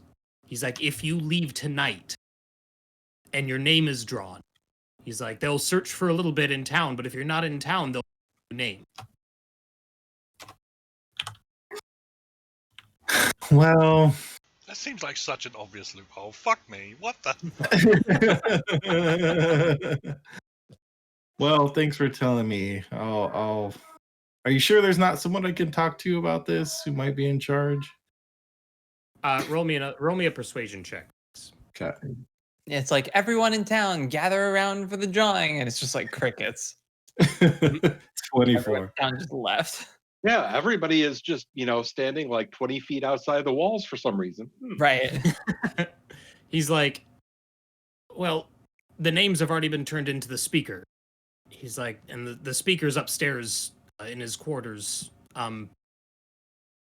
He's like, unless you want to bother the speaker this late at night. He's like, but honestly, I think it's safer.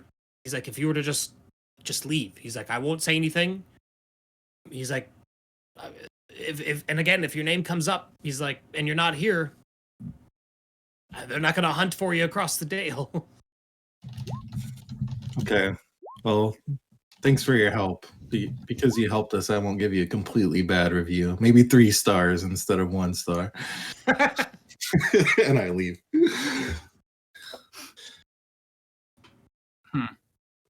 Well, so I tell everyone what happened. It sounds like they just kind of have all the names together and the speaker draws it. And the speaker is here, apparently. Mm-hmm. What if they didn't want to do the sacrifice? And then I'll turn to Cayleigh and nod, but wait, no, for no response. And reveal on the flip side of, I don't know, some scratch paper, like a winged costume diagram. Don't you dare! Don't you dare! No, I'm out. That's it. I'm done.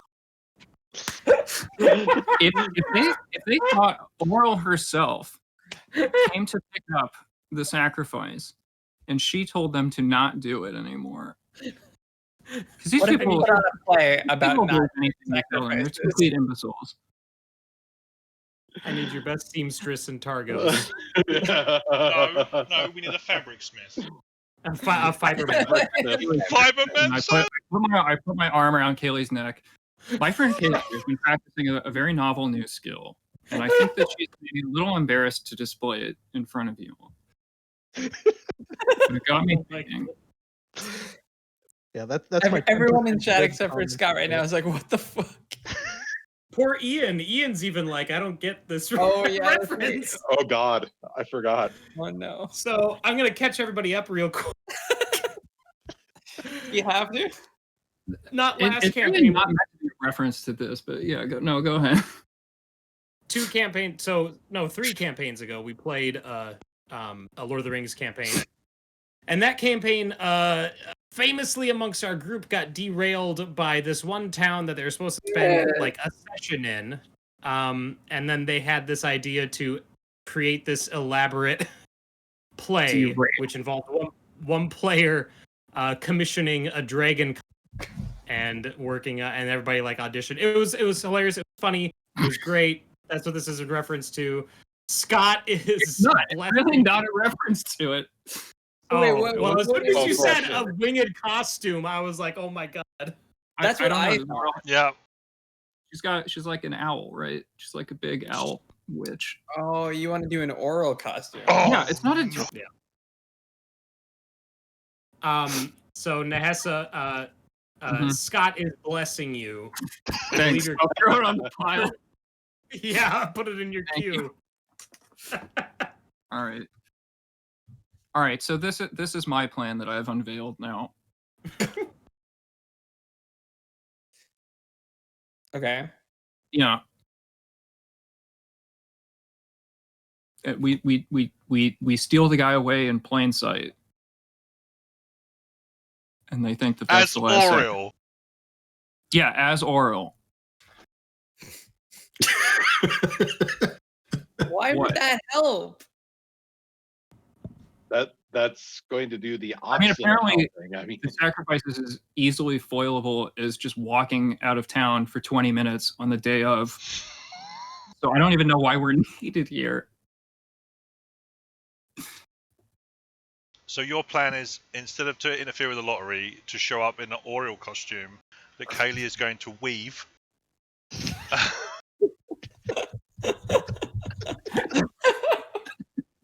I'm beginning to regret ever turning up. Put this That's out here. it.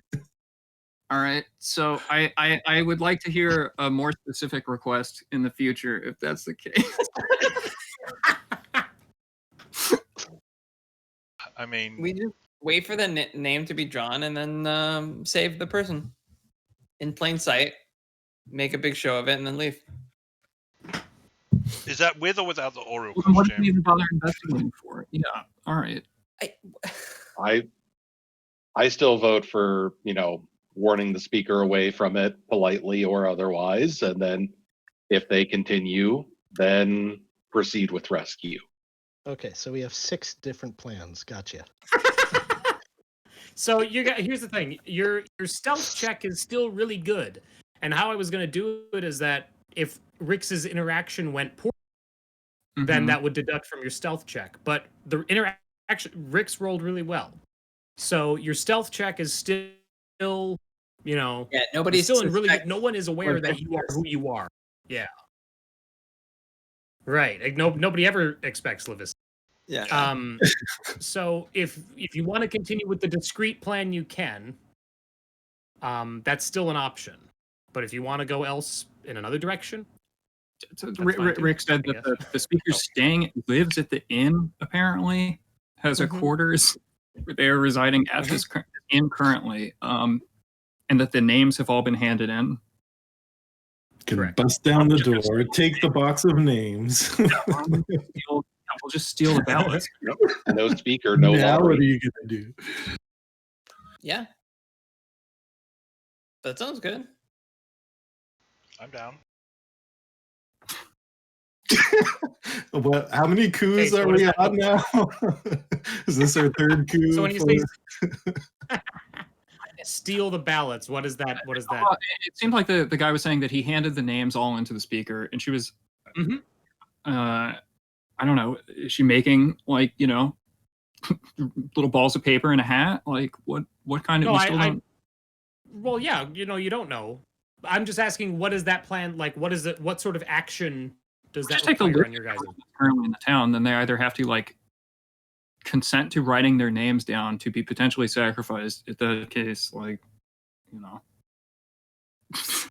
that's on you if you're putting your name in on that list. But The speaker already has everybody else's names. The Mhm. only names that got turned in were ours. Hmm. It's not likely that we can just go in and, take a box or a bag and then, everybody's safe.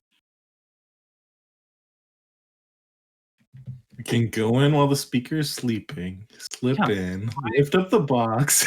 See, I thought you were about to say slit their throat and not slip in. I'm like, what? Oh, I don't Call expect that out of Plan you. B. I don't have anything to say about this. Well, The like, people that she's you could go Let's in. just- Vellyne?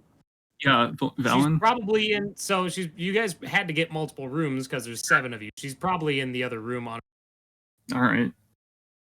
I reckon we In fact, since send the Otherwise, she'd invisible be people. asking We send the people that can go invisible or stealthily can go into the speaker's room, find out how the ballots are collected, and then we can decide to either make forgeries, replace all of the ballots with just the speaker's name. I like that. It's like 1,000 ballots. Start writing. Yeah, right. 7 people. It's not going to take that long. Oh my god. Hey, I could maybe use my clavigraphy skill. There you go. They're all going to be written so beautifully. Yeah. I approve of this. Make us a Unfortunately, forgery kit. I don't have a forgery skill, so yeah. You don't need to forgery. It's just writing names. They're not all going to be written by the same person. So, well then, wait. So, whose names are we writing then? Just the speakers 1,000 times. Yep. Everyone says the same name. Oh my goodness. Oh my god.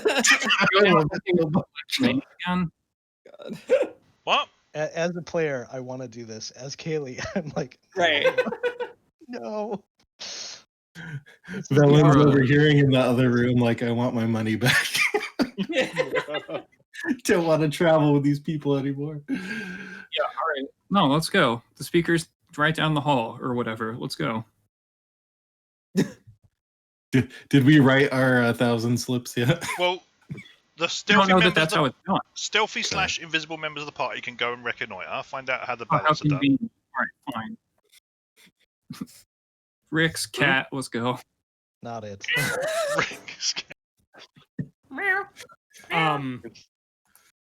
So you guys are staying on the 2nd floor of the inn. There is a set of stairs nearby that go up to a 3rd floor, but at the top of the stairs is a closed door, and that has the plaque on the outside of it that essentially says that that's the speakers. It's like the 3rd floor is the speakers floor. Bear pulls out a set of thieves' tools. To what? Okay. I'll take a dex check. No, I'm not. Hold on. I'm holding them up. I'm I'm not actually doing anything yet. Like as a well. What did you come with? Like we're all just lined up at the base of the stairs or something? Yeah, I guess. said- I don't. I don't You know. said I'm trying everybody to that determine can go whether I wanna invisible? do- I'm trying to determine. No, what I want to do. specifically called Rix and the cat. Oh, It's a ghost. fine, then I'm not there. Fuck that. Yeah. You're on your own. Sorry, I'm just I have considering my whether thieves' I'm doing an augury for this or not. Oh, no, we're not waiting. I'm losing patience with this, Yeah, all of these I'm- plans. okay, All right. go. Whatever. Yeah. I'm gonna cast augury, but not on this. Go ahead. Go ahead. Okay. Okay, I guess I'll try to pick the lock. You can whisper me your question. Yeah, that's what All I'm right. doing. So, okay, I'll take a dex check with proficiency if you should be.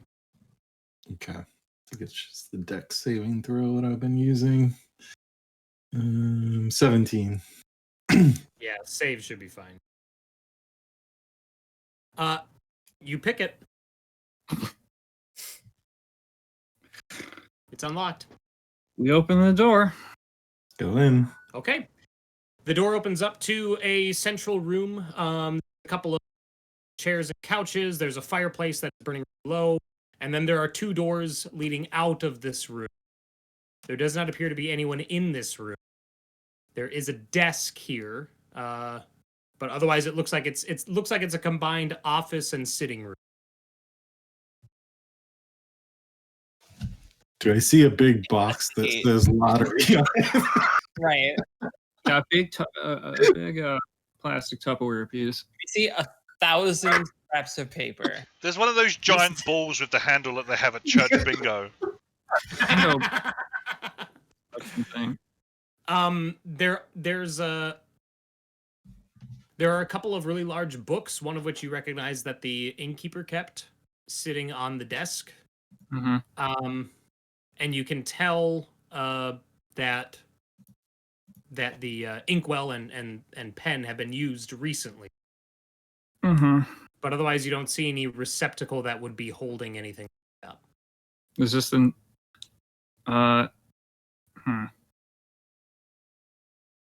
Yeah, whatever. let's keep this going. So it's identical to the book, or it's similar to the book? It's similar. Yeah, there's a few. There's like 3 books total. One of them you recognize. I will try and mage hand it over to myself. Okay, you do so. Oh.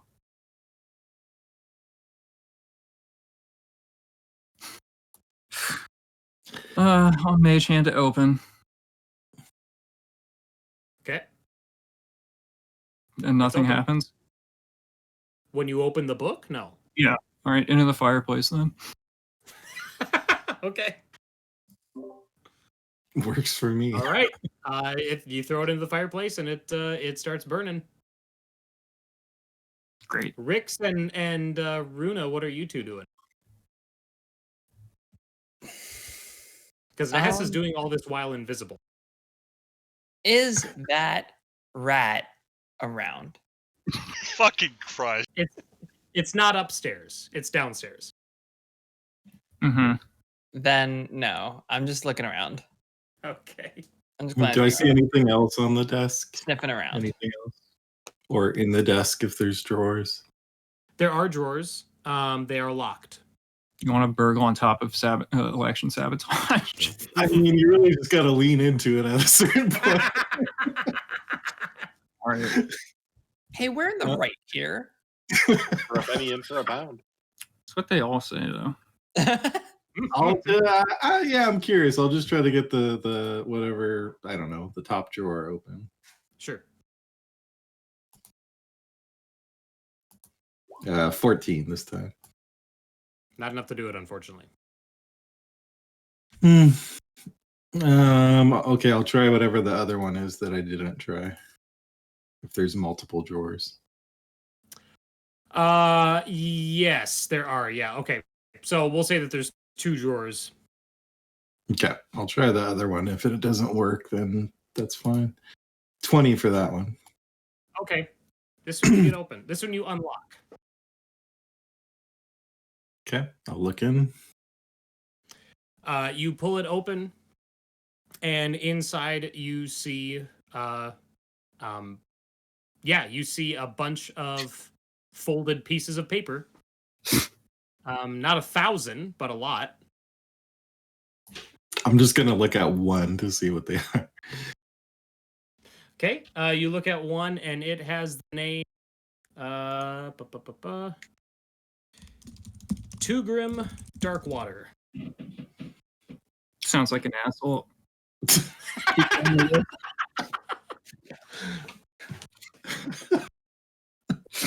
What's the 3 of you? What's your passive perception? Oh, God. Mine is terrible. It's like 13. 11 or something. Let me see. 11, yeah. 14. Okay. Rúna, you hear the sounds of someone stirring from one of the adjoining rooms. So telepathically, I will say someone is waking. Okay. I'm just gonna grab the papers and start heading out as many as I can. I'm invisible. Okay. I'm gonna go open the window, and then I'm gonna come back to the door. Okay. All right. So, oh my gosh. So Rix is grabbing a bunch of papers, and Rúna, what are you doing, Rúna? Can I mage hand the window open?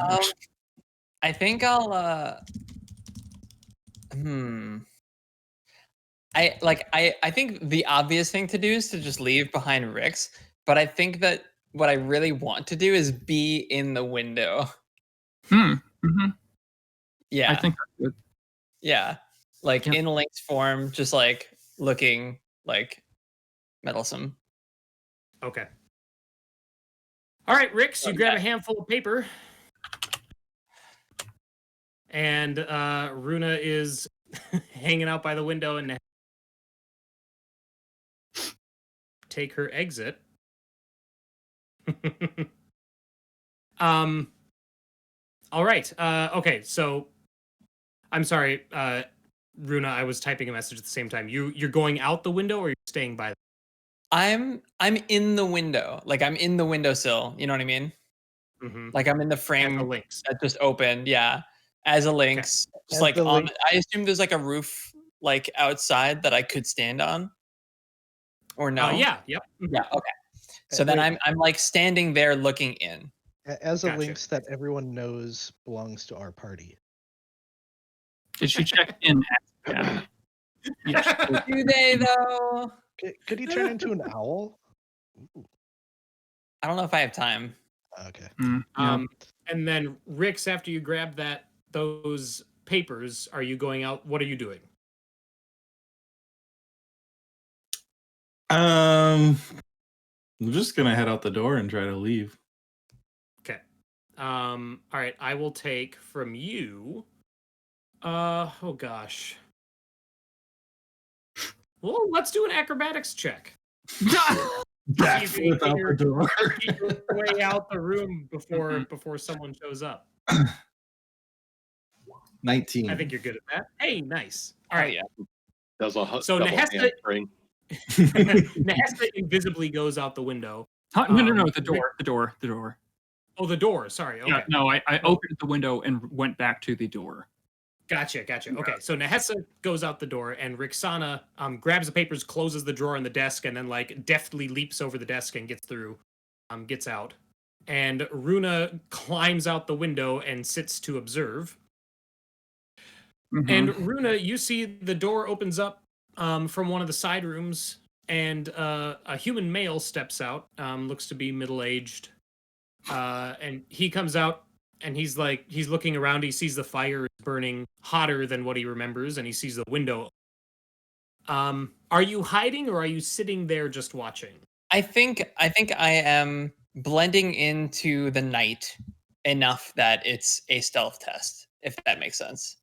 Sure. Then I will take a stealth test. Okay. Stealth Yeah. test. Okay.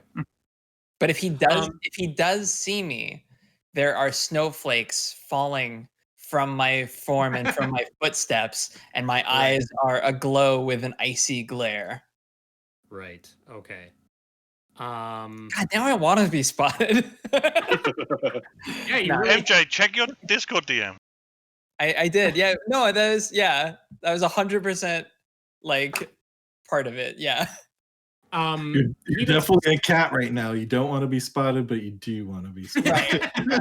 Well, like Rúna doesn't necessarily want to be spotted, but I kind I of just wanna imagine be if spotted. he came out and Runa's got like the big ballot box full of all the ballots on the windowsill, Right. and she's doing the cat thing where she's like, I'm gonna move this. Just batting at him, yeah.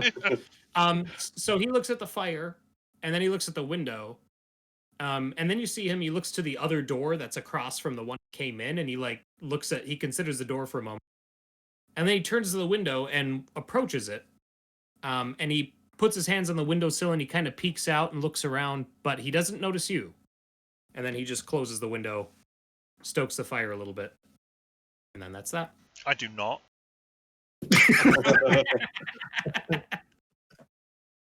All right. Find my way back to our room. Yeah. So you all reconvene in one of your two rooms with a stack of probably 150 papers grabbed by Rixana. I dread asking, but now what are you doing? I mean, you had to ask. We're going to It's overthrow yet literally another his job. Mhm. We're Do good we- at this. Let's Do we just think do we can? burglary. Do we think we can do this? Good at this. Yeah. So why did you bring those? I'm still invisible, by the way. Smoking, but why did you? I wanted to see what the other names were. I just wanted to see what they were.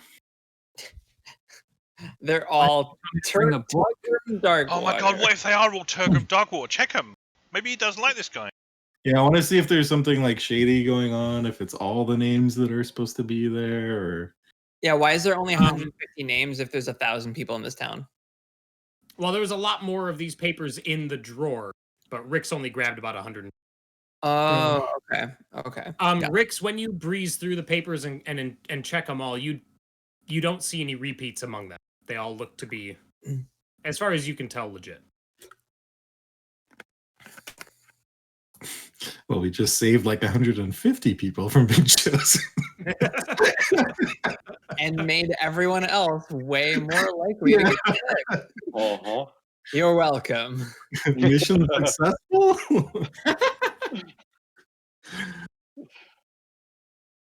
So are we going with Also, costume? I should also say real quick that Rick says you're going through the names. You don't see any of your guys's. Problem solved. Well, actually, I guess that would mean that we're in the other No, ballots. problem Yeah. not solved. Mhm, mhm. Yeah. Whatever. Although honestly, if one of us got picked, they're not going to take us, right? No. Let's be like, yo, we killed the dragon in 3 rounds, and they'll be like, Yeah. oh, we're good. Any of us get picked, and it's just going to be, yeah, try it. Yeah, well, yeah. Right. So, but could we do this now? Could we get the Might be difficult now that we've already snuck in and had to leave. Could we do what though? Replace place the all the name. ballots? Cayleigh's There's just 800 more of them upstairs. I mean, we could. We're wasting so much time doing Yeah. this. I love this, but we're also using up so much time doing this. Ugh. Yeah. Let's just skip to rescuing the person. So all That's of my- this was pointless. Let's do the replacement. All we gotta do is write 1,000 names. That's how we're amputating this from the rest of the campaign. Okay, fine. No, let's do it. No, I'm just making sure that that's what you're saying we're doing. I don't care. We've only got to do 143 Like, names point of each. order, it would start to be helpful if people had preferences for how we go about this. Right. I Yeah. have suggested my thing over and over again. Yeah, go and threaten the elected official of the town. Yeah, Sorry, 167 Yeah. names each.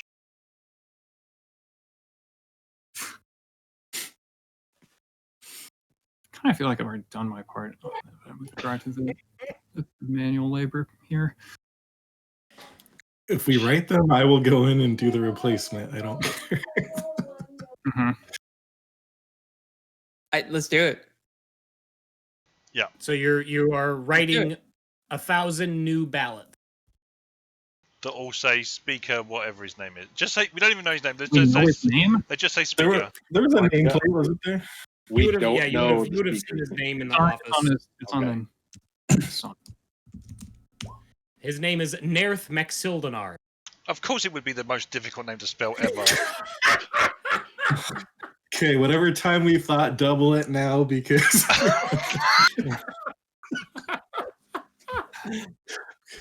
Could I have a show? Okay, fine. Yeah, start So writing. you guys spend your evening writing those. Okay. You have to write this Yeah. 1,000 times and then replace the other 800 ballots that we left upstairs with this stack. Yes. Are they all in the same handwriting? Ooh, that's a good. Roll me an investigation. Ugh. I'll get it. Okay. Just- Bear, Kelly you can tell that- Kelly says no, and Bear says yes. Barry, you can tell that there are 3 different handwritings involved in the stack that you have. At least 3 people are writing these. Well, then we should do the same and just have 3 people write it, because then Sure, I'll do it. I don't care. It was my idea. All right. So time passes as you guys develop carpal tunnel. Invent How carpal beautiful. you tunnel. never had to write Valentine's. Basically, Invent not 1,000 of them. Okay. Cayleigh will be So one of the others, I guess, because she has nice handwriting. You can actually read Sure. what she writes. What are you saying? I'm I not don't saying know. anything. It's not a function of the game, right? So of the okay, I know we have calligraphy. Does someone have proficiency in forgery? Is that even a thing? A forger's kit is a thing. It is a thing. I'm not even 100% sure that Runa can read and write. Well, that's convenient. I can make us a forger's kit. I'm not proficient in it, but No. Yeah. We're not trying to do forgery. Yeah, I mean, yeah, we don't have to. We want like, the spectacle of this guy reading his name out, or someone. right. You know, but Sure. we're not Okay, trying yeah, to convince alright. the speaker that he wrote his own name. Yeah. Right. Yep, I got Right. you. Yeah. So we don't have Okay. to match his handwriting. It's pretty. It'll be obvious to him that Right. someone planted these there. Yeah, it's probably not the exact same kind of paper. And Right. So okay, so period of a few hours, couple hours go by, and you guys finish. You now have a stack of 1,000 sheets of paper that all say Merth McSildenar on them. There's also probably a stack of some that have been crumpled up that say like Merth McSildenar. those have or gone in the Nerth- fire. There's no evidence of those. So all right, so you have the put, stack of one or papers. two, like joke ones in there too. I'm just kidding. People from like Bryn Shannon. Runa's putting little love hearts on the eyes. All right, so Rix, you're taking these and trying to plant them back in the office. Yep. Okay, I'll take another stealth check from you. Should I come along? Can one of you cast invisibility on him? Her? Sorry. sure.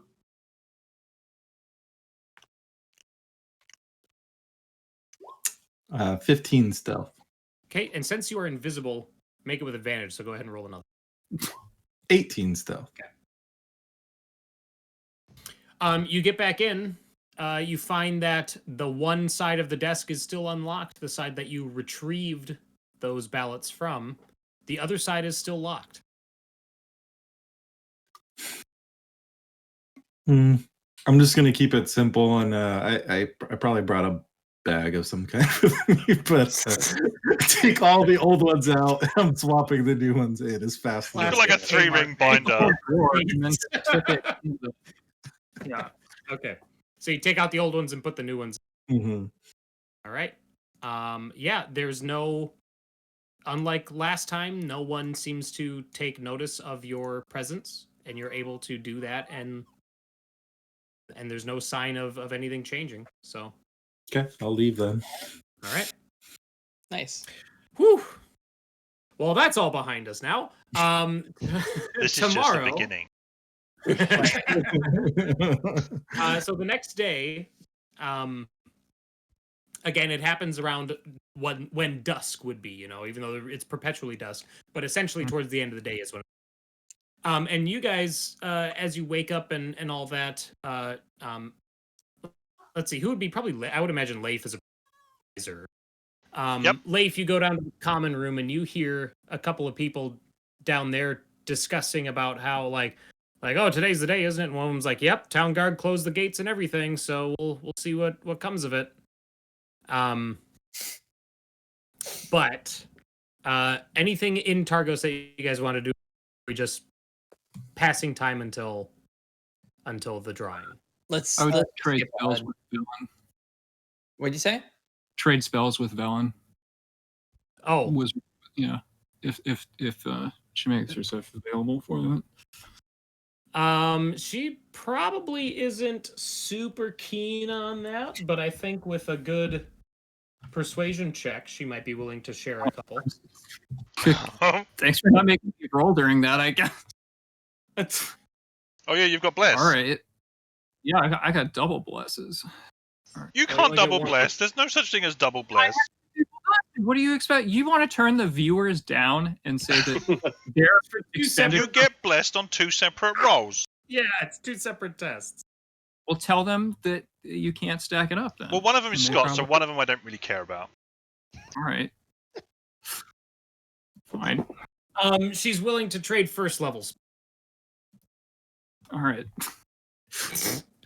Okay, Well, I'm that's gonna how I spend time. That's how I spend time. So Can you? I'm sorry. you asked how I'm spending time. That's what I'm doing. Oh, I see. All right. I'm just gonna put them in chat here. Sure.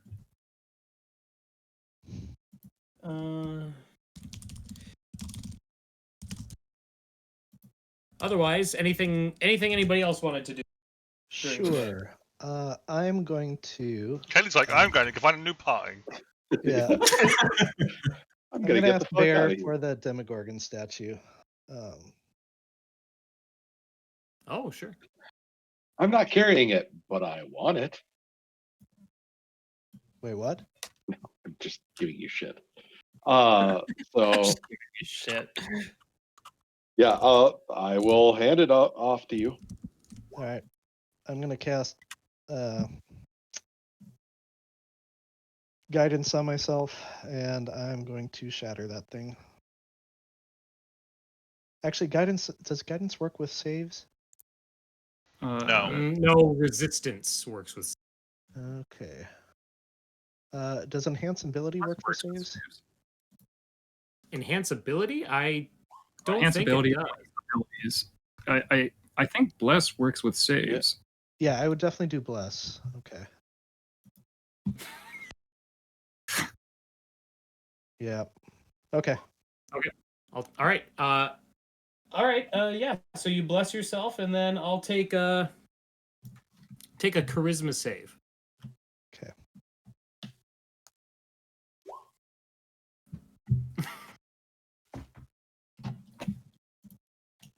God damn. Oh. Yeah, I'm horrible. So with what saves. what horrible things do I watch happen to Cayleigh? There appears to be no effect. Oh god, that's the worst kind. Okay, so Cayleigh shatters the statue of the Demogorgon, not the Demogorgon. Well, I suppose it is the. There's only. And there's this moment of like tension. where Actually, we're hold kind on. of waiting. I am gonna spend my I've got stupid inspiration. Let's give it another roll. Oh, okay, sure. Yeah. Okay. Sorry, The dice have spoken. Yeah. it's fate. I All right, but there appears to be no immediate effect, and Cayleigh, you don't feel any different after it happened. So, Okay. I am gonna make a note real quick. Who Slod. all was in the room? No, I'm kidding. Slod, yeah. Hmm. Cayleigh performs the Slod summoning ritual. it's looking. Take 2 gulps of Demogorgon statue powder. All right, so the day passes, and we get to dusk, and there's a ringing of a bell in town square, and a bunch of people go out to gather for that. And standing on top of a platform is that man that you guys saw last night, Nerith McSildanar, that middle-aged man. Next to him is a tiefling, a red-skinned tiefling in full plate mail, who's wearing wearing something on his breast that shows like the emblem of. So, Of when what, he's sorry? there- Cut out. the emblem of Targos. All right, okay. Mhm. And then with him as well, like he's talking, and if you guys all go and join the gathering to view, which I'm guessing you do. Yep. Okay. Well, I definitely am. Sure. Yep. So Put up he, in the back of the crowd. I literally want to see my handiwork. Literally. so he calls a couple of names, and a couple people come forward to act as like witnesses to verify the draw. And then he takes out the tiefling in plate mail, has this box, hands it up, and the speaker reaches in and takes out a name and doesn't look at it, hands it to one of the witnesses. Mhm. And the witness opens it up, and they have this moment where their eyes kind of go, and then they hand it to the person next to them, and they take it, and they're like, and then they both look at Nerith. He's like, well, what? Snatches it from him, and he looks at it. Mhm. And then you see his face, his complexion just go white. And he folds it up, and he hands it back to the tiefling. And you hear someone in the front row like, who is it? Like shout up at that. Because he's not saying anything. And he kind of looks around. and he goes, "It would appear that there's been some tampering in the drawing." And his tiefling has this moment, like the tiefling, what? And he like looks at the note, and then he looks up and he looks at him, and he's like, "We're gonna get to the bottom of this investigation, and we're going to pick a new name within the hour." I'm gonna start booing and trying to get people around me. Boo! Boo! Who is it? Tell us the name. Rix, roll me a performance check with advantage because you have Leif. Yeah, I'm going to help. Yeah. Wait, so I stepped away for a second. Where are we in this? They just drew. You're in the crowd. We're just in the crowd. Okay. So I want to 21, by the way. I want to step away Nice. a little further away from the crowd so that like I'm not, like in obvious sight.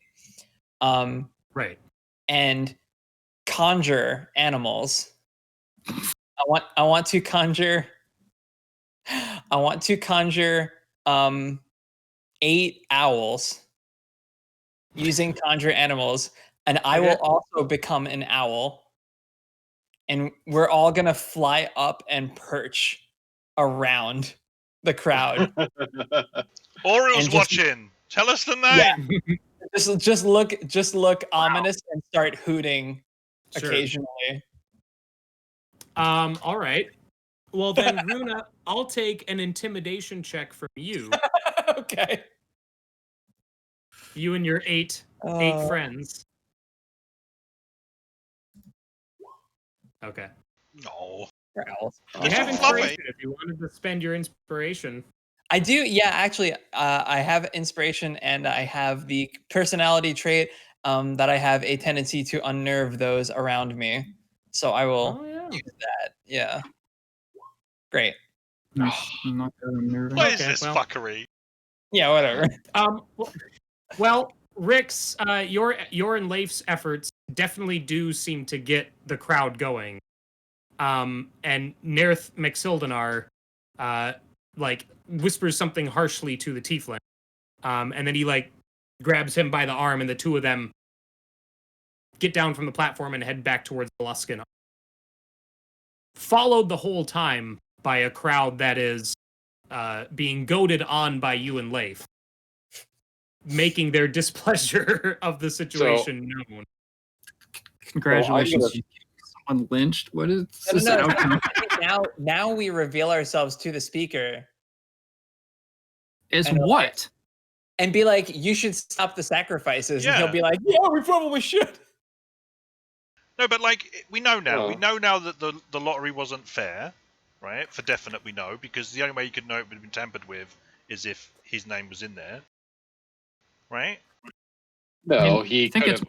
really he only pulled out one name. It seems like he's just refusing to read his own name. Or he notices that it's not his handwriting. And Yeah. But there's at least 2 other people whose handwriting it. Yeah. That he might be familiar with by now after having drawn. So we've a got whole bunch two of choices now. sacrifices. We've got 2 choices now. We funny, follow him whatever. in, and we explain to him that the sacrifices stop, or we wait for their investigation, and then we do the saving like we were going to in the first place. Well, either way, we know this guy's bad now. I mean, Yes? No? it's not like he's I wrong still that they say weren't Kentucky. tampered with. Right, but the fact that he Yeah. saw his For own the name and wrong immediately jumped to the reasons. conclusion means that... He might have come to the right conclusion, the wrong, I don't think he's immediately a bad person, but he is definitely like. Oh, he's allowing Whatever. these sacrifices to go on. He's a bad person. Yeah, he's a bad person for that reason. So while you guys are discussing this, and the crowd is getting more and more excited, Vellyne is probably gonna like go near Rix, because I think Vellyne and Rix probably have the best rapport so far. And she's like, I stayed out of whatever business you had. She's like, but I'm gonna assume this is your handiwork. You could say that. We're not a big fan of sacrifices on our team. If you'd rather not be involved in this, you might want to go wait somewhere else. She's like, I will. She's like, I'll find my way You can't leave. elsewhere. They've closed the gate. You can't leave Right. town. No, she knows that. Like in a different part of town, basically. But she's like, I just want to remind you that there's still a bargain. There's still a job that you've been hired for. She's like, I hope that disrupting the local, whatever you want to call this, isn't going to get in the way of that. Generally, it only takes us like 30, 45 minutes to take down a town, so it should be fine. She doesn't look reassured, but she walks away. Good. We have to get Rixana All right. out. Okay, now you guys can continue with whatever you were discussing. It doesn't however you take want us that long to topple a regime. Yeah. So I mean, I've said what I think the two options are. If anyone's got any others, or would prefer not to do one of the options. I mean, I say we kind Still of just. voting for confront. Okay. Yeah. I mean, I also, at this point, we could just leave having made our statement that, like, clearly someone in the town doesn't like this happening, right?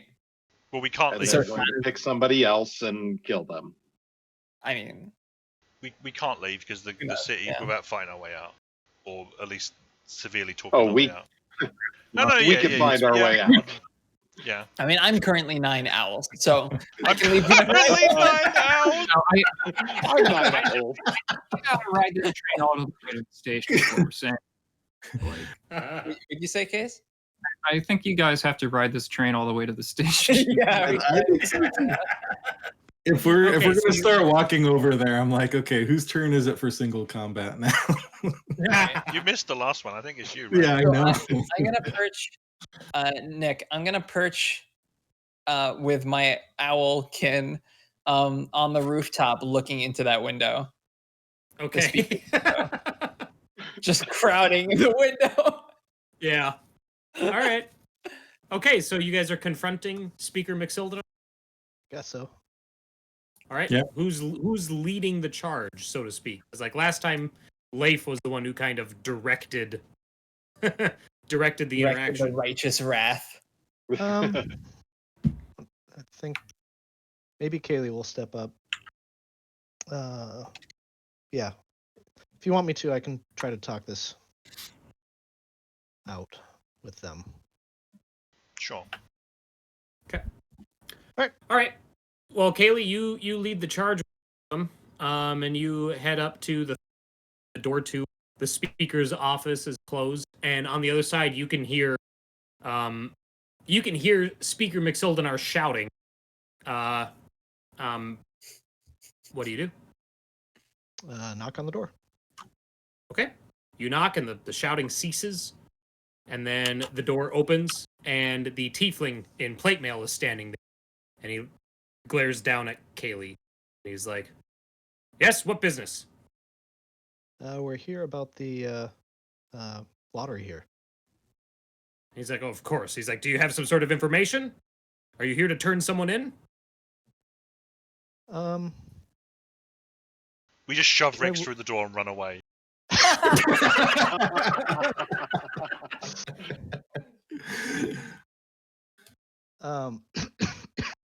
So there seems to be something wrong with the drawing, right? And he's like, Do you have information for me?" We're with the Brinshandar Herald. We'd like to know how you know there's been any tampering. Is that what you No, that's do you not what I say- fucking Okay. says. I was like, do you say that with the intent to deceive? All right. So the tiefling says that, and then from behind him, you hear, "Captain, stand down, let him in." And so he steps aside, lets you in. And the room looks much like it did before. This time, the top of the desk is clean. There are no objects on the top of the desk. But the tiefling closes the door once. Okay, first off, so I know Cayleigh is there. And I'm And pretty there's sure 9 Leif is owls there. in the window. I know there are Yeah. 9 owls in the window. Is everyone else accompanying Cayleigh? I'm I there for definitely am. sure. Yeah. Case? I think okay, so like we went back into the hotel. I don't know. I think I'm kind of hanging back. I don't think I've stepped into the room. Okay. Yeah. All right. So everyone minus Runa, kind of, and Nahesa are in this room. So, Speaker McSoldenar like motions for you all to sit. He's like, he goes to the other side of the desk and leans on the desktop. He's like, all right. Bear's gonna sit down and put his feet up on on the speaker's desk. And he kind of glares at Bear's feet for a moment. And he's like, all right, what is this about? He's like, speak and speak quickly. I have little patience. Well, there appears to be some problem with the lottery. Yes. And we are from Easthaven. I don't know if you've heard about us. We just took down a dragon, so if there's anything we can help with this lottery, I'd be curious to know what happened. He's like, I would be too. He's like, we have no dragons here in Targos, that much is certain. He's like, I have heard of you, though. The only reason you don't have a dragon in Targos is because we stopped it at Easthaven. He's like, and you Damn. Sorry. he's like, you have my thanks for that, travelers. He goes, yes, we do have a problem.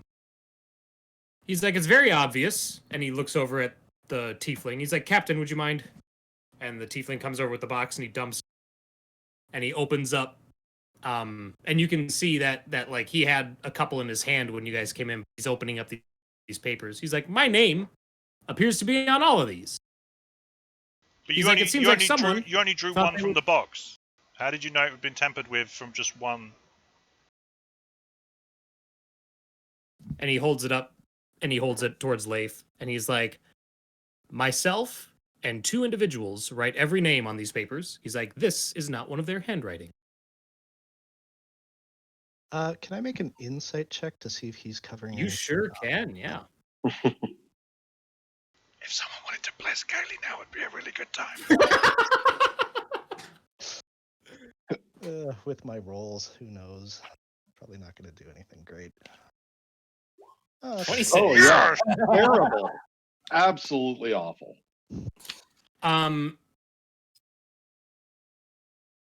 He yeah, no, that's not the truth. Like he doesn't, you get the sense that he doesn't recognize, you know what I mean? You get the sense that he's covering for himself. Yep. Mm. Okay. I look over at Leif and Rix. You do the and- international symbol for liar. Yes. Bullshit. That's the one. That's the one.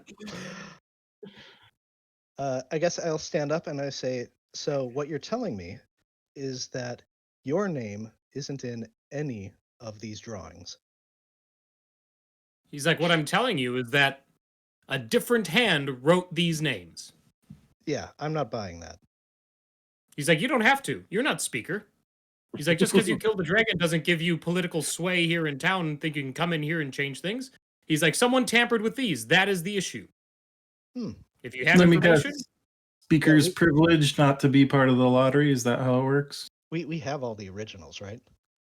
Yeah. We have Well, at I least guess the ones I got from the drawer. Oh yeah. wait, which Yeah. ones did? all the rest of them too. I got all of them. Yeah. So I'm just gonna make the leap of logic, I guess, and just say Hmm. your name was not on any of the original ballots. and he nods for a moment and he looks at the tiefling. He's like, well, I think we have their confession, don't you? And the tiefling stands up. He's like, I think I do. He's like, all right, ma'am, if you wouldn't mind. He's like, the rest I of you disarm can him. clear out. He's like, unless you. Oh. Okay. All right. Disarm. What is that? Is that an athletics? No, Oh, acrobatics. Uh, I mean, It's, he didn't draw a I- weapon, so It's in the as an optional maneuver in the Dungeon Master Guide. I think it's oh, in the DMG. Yeah. yeah. I think it's athletics versus athletics or acrobatics. No. No. It's an Or attack acrobatics. versus athletics or acrobatics. What are you trying to get him to drop? Oh, the guard's weapon or whatever it is he's got. Oh. the tiefling. Well, he didn't draw a weapon. He just stood up. Oh, okay. So If he goes to, You draw can a still weapon, disarm I him will if he hasn't drawn. What? I What's mean, his you can weapon? remove a weapon from him. Yeah, Yeah. you could do that. Okay, yeah, sure. I'll just draw his weapon. Okay. So for that, I am gonna do. Gosh. Nick, look in roll 20. Oh. Yeah, but that's a weapon attack. Well, yeah, he's Cayley's fists Okay, are I'll weapons. take an. It was punching take his that sword out of the scabbard. I'll take an athletics or an acrobatics check, your choice, and All right. this guy's gonna contest it. He is gonna contest it at disadvantage because he was not expecting that. Oh, nice. Let me get his character sheet up. Oh, all right. Well, disadvantage. Here we go. You grab it. So Cayleigh grabs this guy's sword.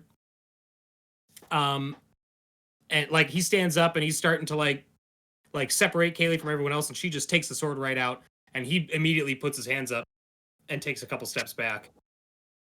And the speaker's like, whoa, whoa, whoa, whoa, whoa. All right, hold on. He's like, there was no intent for violence. You were going to stake someone out Pretty in the sure- middle of yeah. the tundra overnight. That's pretty violent. Yeah, without Pretty your sure name in it. human sacrifices. Pretty violent. You're putting other people at risk. You're not risking yourself. That is a crime. Hmm? He's like, you hear filter in through the window. Yeah. Gonna last. You So hear, he's like, you hear the sounds of general disagreement. I hear the coming sounds from of Nahesa flicking through the big book of semantics at the back. so Speaker McSildenar is like, all right, all right. Away. He's like, that is a fair point. Do you know what the I did. sacrifices are doing? Did you Do I get know any what they're messages doing? from any of the other towns about the sacrifices? He's like, oh, I heard something about them, about Auril turning them into undead. And you didn't think that was a problem? Well, no more of a problem than everything else we've been. What are you talking about? It's She's just up. colder and darker, and more undead is not more of a problem? They haven't come into town. Well, He's they're not like, gonna, look. you know, if they were smart, they wouldn't come into town one at a time, would they? He's like, oh, so you believe that they're being gathered? It would be the smart thing to do, wouldn't it? We've seen signs. You've seen signs of them. He's like, regardless, Multiple I'm not here lights to together. debate. He's like, what do you want? You are in power here. What is it that you want? The sacrifices stop now. No more sacrifices. Simple as that. That was easy. We kind of look at each other like, oh. Rick's just like, oh, I wanted a fight. Never get to fight. We are giving you the perfect opportunity to have a good excuse for stopping them. He's They're like, obviously rigged. And what guarantee do we have that they will stop when we leave?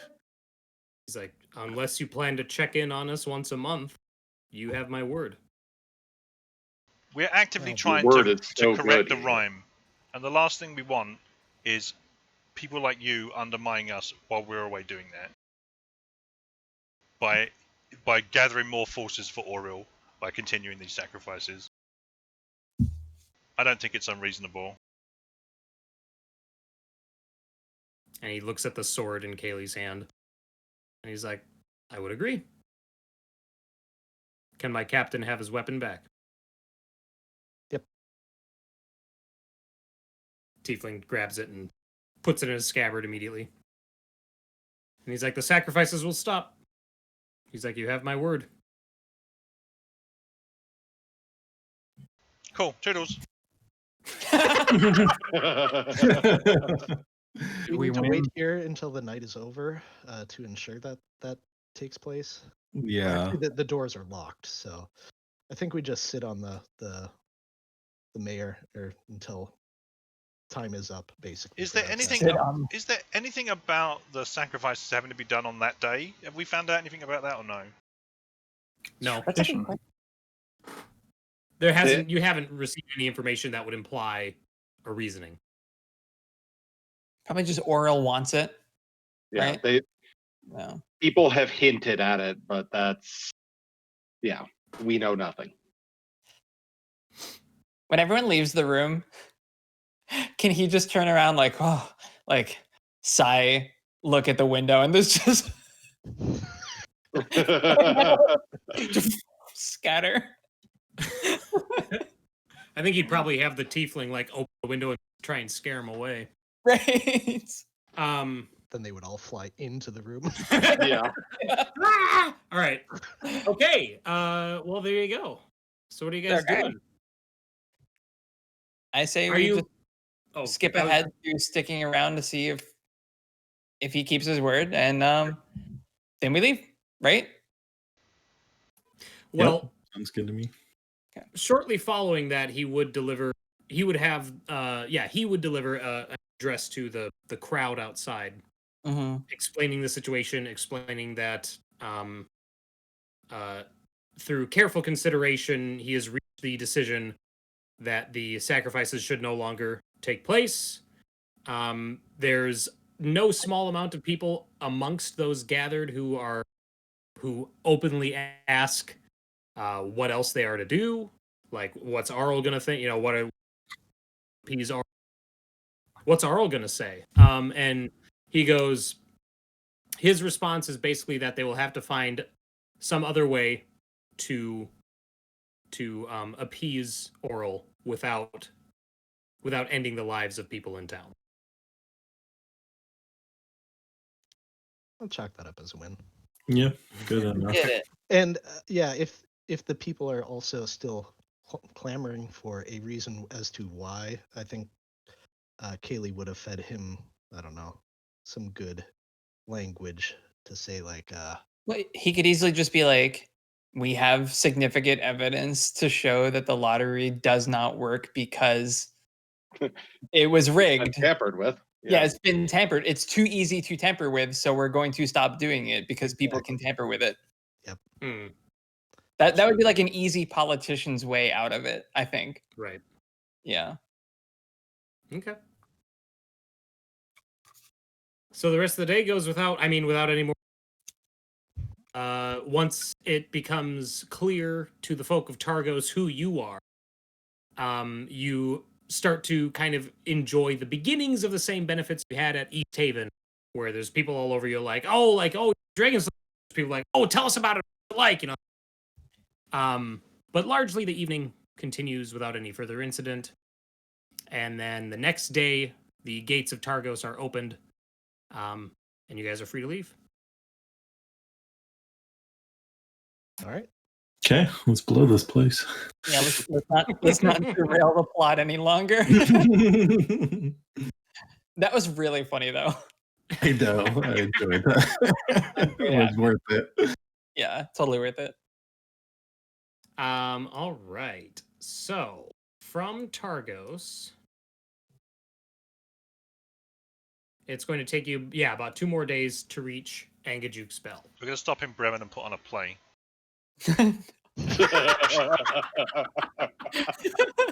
Oh boy. I'm kidding. We'll get I rid figured of you were Shardland Dragon. Sacrificing people to Auril. A play of when the Shardland Dragon. When does the Okay, White right. Dragon show up, Nick? Yeah. Well, I was gonna do it tonight, but you guys spent too much time in Targos, so Yes. I'm just kidding. I wouldn't tell. All right. But let's roll the traveling macro. See what we get. Ooh. Ooh, I rolled the dragon. Well, yeah, we're Beach getting candy. closer home, so. All right. So you guys are gonna make it to the shore, following Vellyne's lead. And I'm gonna move us to a new map here. I assume we can long rest multiple Yes. times. Oh yeah, definitely. Yeah. Cool.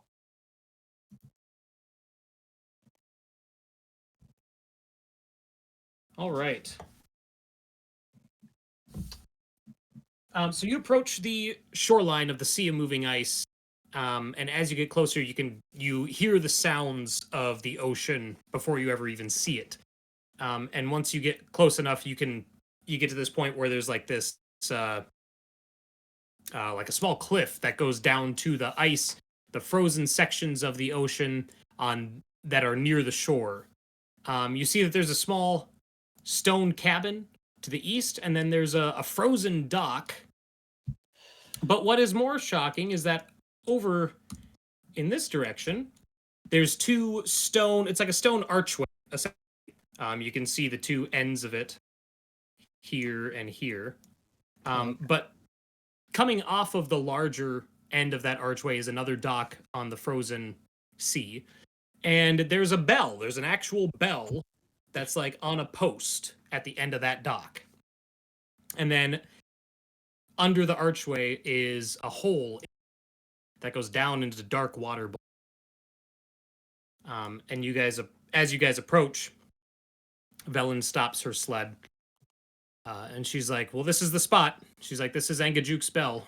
She's like, we ring that bell and the whale will be here within a day or two. I just want to add a quick travel detail that, like, for the entire duration of the trip, Rúna is in various animal forms, which is a little unusual because, like, usually just when traveling, she'll be in wild form, like maybe like a third to half of the time, but not like the whole time. So she's remaining out of Eladrin form pretty much the entirety of the time, which is not normal. Okay. That's all. And that's it. Just a little. Yeah. So I asked Vellyne, whose cabin? And she looks at it. She's like, I don't know. And she walks over and inspects the doorway and all that. And she's like, from the look of it, it hasn't been used. And you can see that it's the wooden door is covered in frost. It looks to be warped and all that. And bloated door covered in ice and frost. And dormant barnacles hang slightly ajar on rusted. Oh, it's covered in ice and dormant barnacles, and it's slightly ajar. Bear's gonna chip away the ice and barnacles and do his best to get the door open. All right. After some work, it reveals a small cabin. There's a bed in there. The mattress has rotted away. It doesn't look to have been used on the northern wall of this cabin as well. What's on the northern wall? I'm sorry. Another door. Okay. I will knock at that door and just make sure. But Sure. Assuming no answer, yeah, I'll open that one up too. Okay. In here are frozen stacks of firewood. I thought you were going to say ballots from Targos.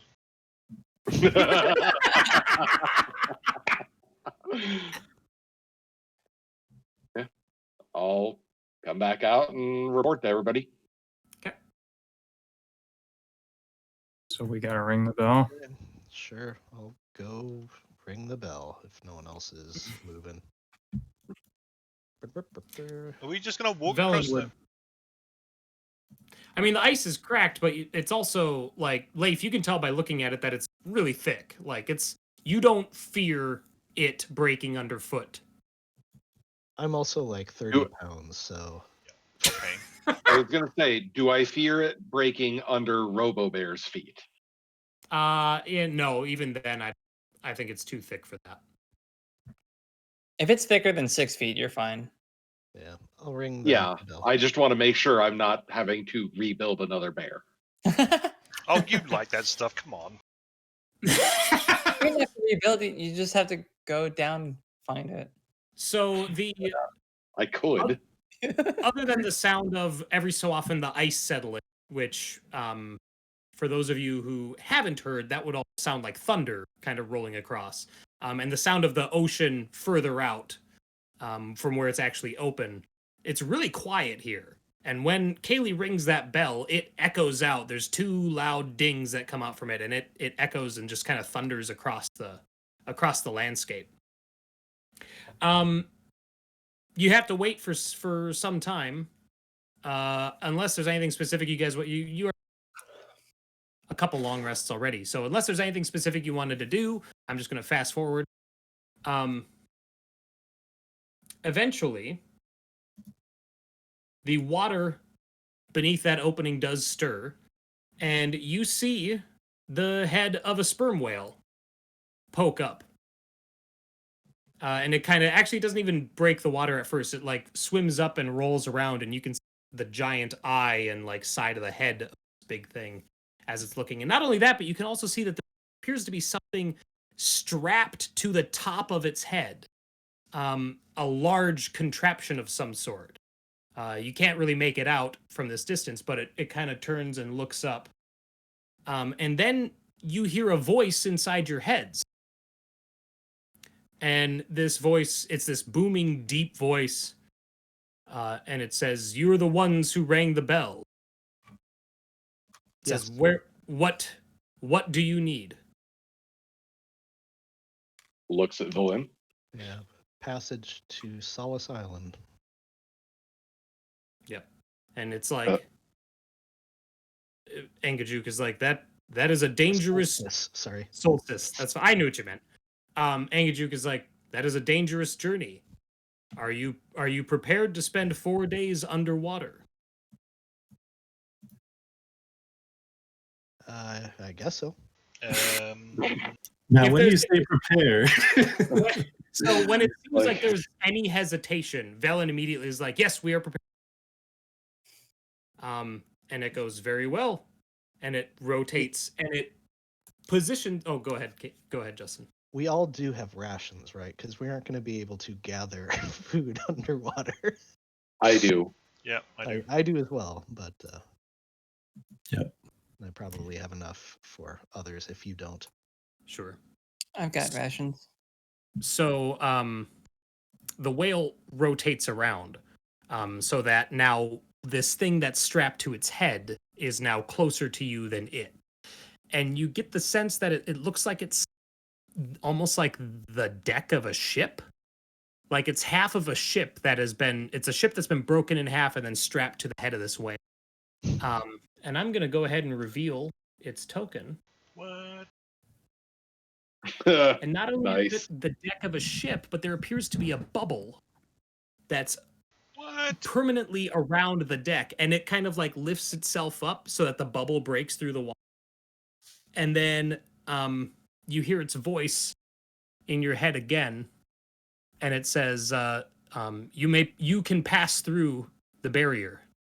Board when you are ready. So Runa will turn around to Vellyne and telepathically say, "Can I swim alongside it?" Vellyne is like, if you are able to, yes. She's like, that it's a long trip, and ANGAJUK'S swims fast.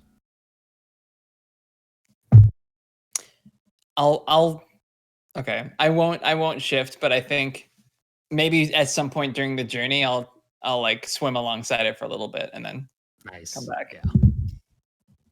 Is there a passage fee or what? I guess we haven't discussed this with Vellyne about what we can just board for free. yeah, that's what I'm wondering. Vellyne's like, well, I've heard that it's fond of, so if you wouldn't mind sharing a few. Fond of what? And then stories. Oh. Okay. And then you hear ANGAJUK'S voice in your head again. And he's like, yes. It says, I long for stories of the surface and of land. Any you have. He's like, one story from each is all I request. Oh God. Done. Immediately Vellyne goes, like she turns around and goes over to a couple of her charges, which you guys have learned in the course of this trip, that they are indeed kobold, and that all 4 of them are indeed zombie kobolds. Oh.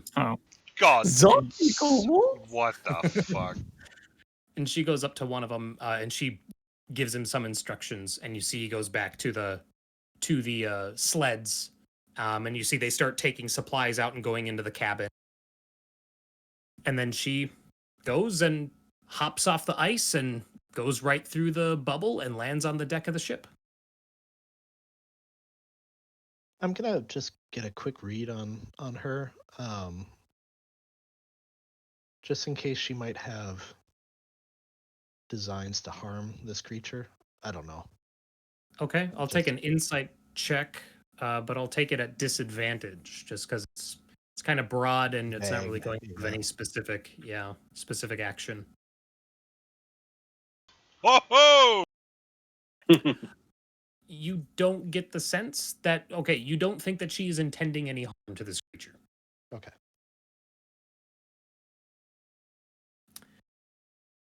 All right. Everybody boarding the whale. Mm-hmm. Yep. Yeah.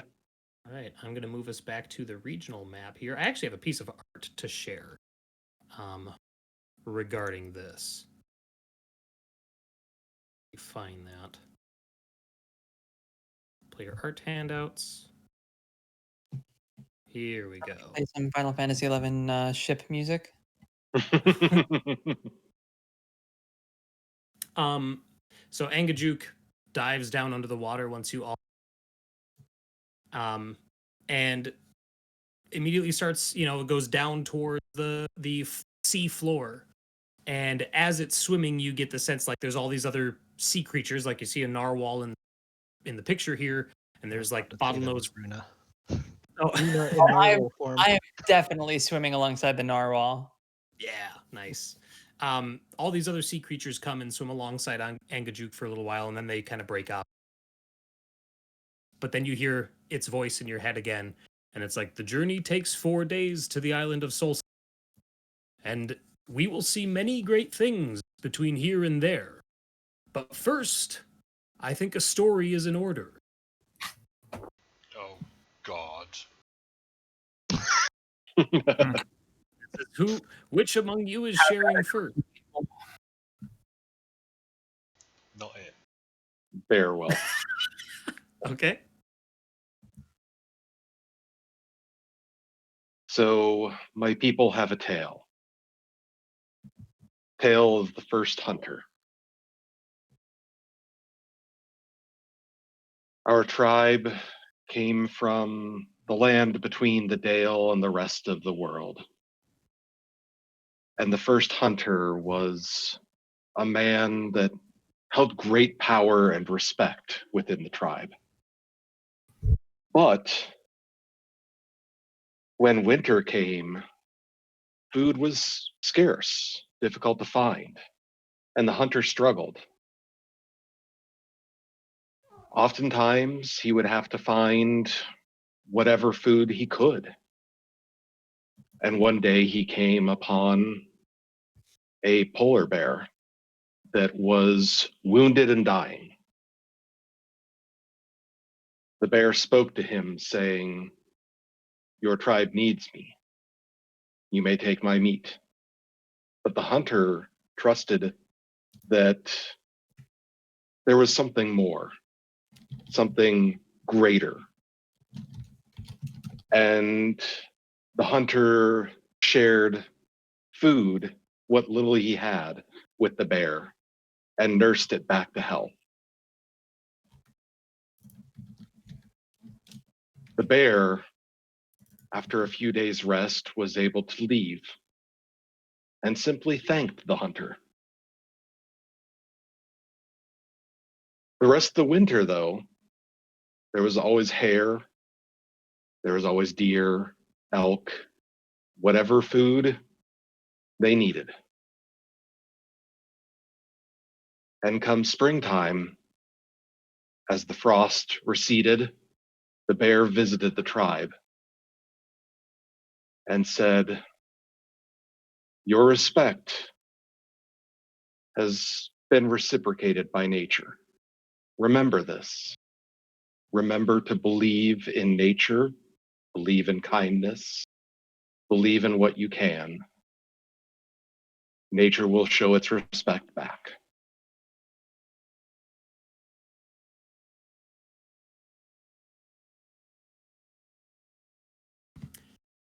You hear ANGAJUK'S voice in your head. It's like, that is wonderful. A story about nature and civilization cooperating. I would have liked it if there were more sperm whales, but not every story is perfect. Thank you.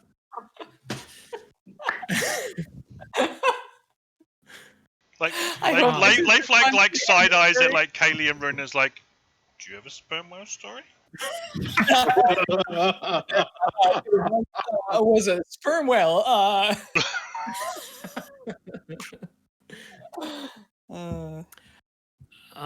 right. Where have the rumors gone? Have the rumors gone from the handouts? No, they're still. I think they're still there. Yeah, they're here. Yeah, they're there. Yeah. Oh, yeah. I closed it. Sorry. So hours pass, and ANGAJUK is kind of meandering in and around, swimming swiftly, but also not taking a direct course, as far as you can tell. Like he's kind of like turning one way and going surface for a little bit and then go back down. But at one point he passes through, you guys can outside the bubble, these immense ruins, stone ruins, doorways that are 20 feet tall, that are extending up into towards the surface of the water. It looks to be like it's a castle of some sort, and he's kind of swimming in and around and through. And he's like, this was once a great castle of storm giants. He's like, I remember when this was on the surface before it sank below. He's like, but he's like, that empire was lost. He's like, I forget the name. There was so many names of empire years. He's like, but this was a storm giant. And then he kind of swims through it, and you get the sense that he's kind of like going in and out of taking a direct path, and you can see that Vellyne is looking impatient, but also not saying anything. She's just kind of like gripping the railing of the ship and staring out and going like, okay, like, awesome, storm giant ruins. This is great. Yep, really cool. And then he kind of goes in and around him, and then eventually back out open water. And he goes, now he's like, now that the ruins are behind us, he's like, who else has a story? Maybe a story about ruin, a story about a castle, perhaps, or a sperm whale. I look over at Vellyne.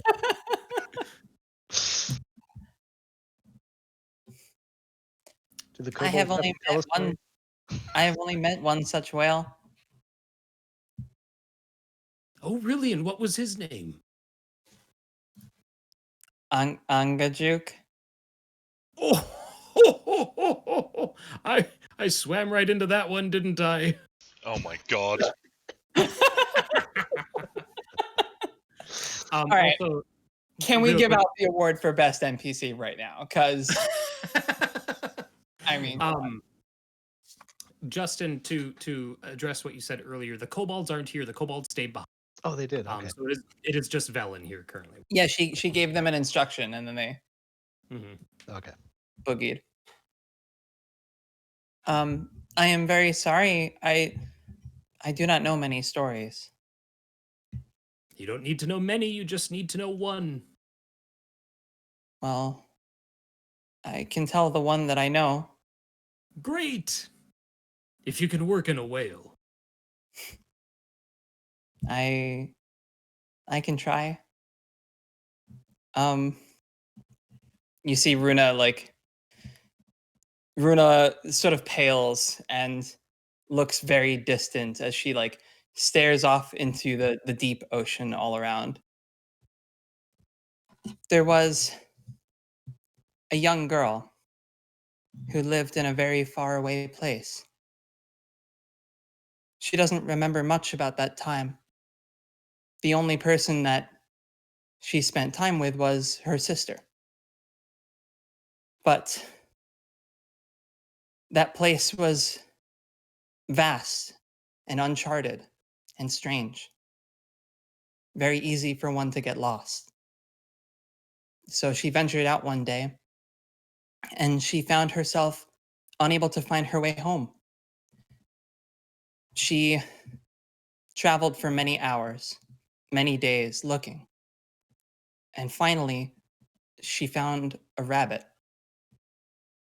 And the rabbit told her that it could tell her how to get home. It could find her way back home.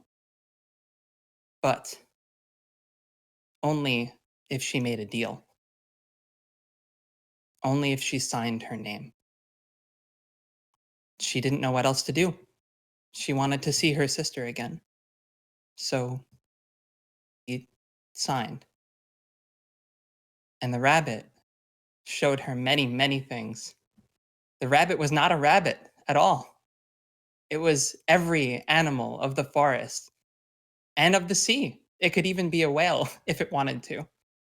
It could be anything it wanted to. And it showed her how to be the same, how to be a predator, how to be a hunter, but also how to be prey. And it played many, many games with her. Games where she would chase and be chased. And time passed. So much time, she doesn't even know. Until finally it grew bored of her and her games, and it abandoned her. And she trails off like that's the end of the story. You hear ANGAJUK'S voice. He's like, time out of memory. He's like, that I know all too well. I've lost count of how old even I am. He's like, I wonder if the girl from your story is similar. If she even doesn't even remember her youngest days. Oh, but there was a whale in that one. I would imagine that she would only be a whale. Yes, perhaps. All right. And Rúna will just give Rixana like a knowing look and a little bit of the hint of a smile.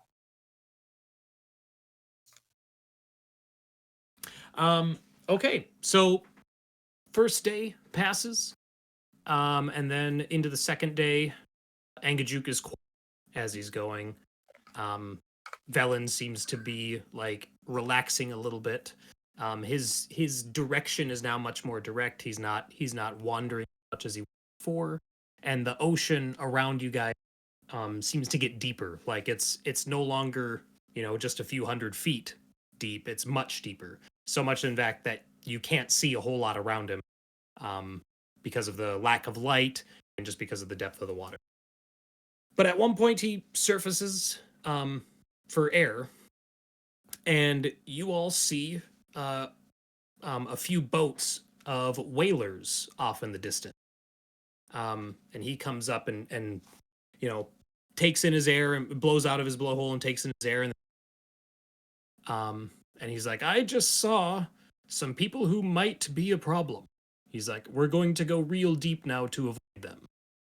And then he turns basically vertical, and you get this weird sense of plummeting straight down from a great height. And your stomachs kind of drop out from underneath. You're going down and down and down, and there's no frame of reference around you for how deep you're going. Until eventually he levels out and continues forward. And he's like, people like that, people who hunt whales, they make it so difficult to just enjoy the ocean and swimming. He's like, but what brings back my enjoyment of a journey like story? Who's next? Not it. I can tell a story. All right. Well, the truth is, I have many short stories to share, so it's hard to just pick one. But there's one that stands out to me.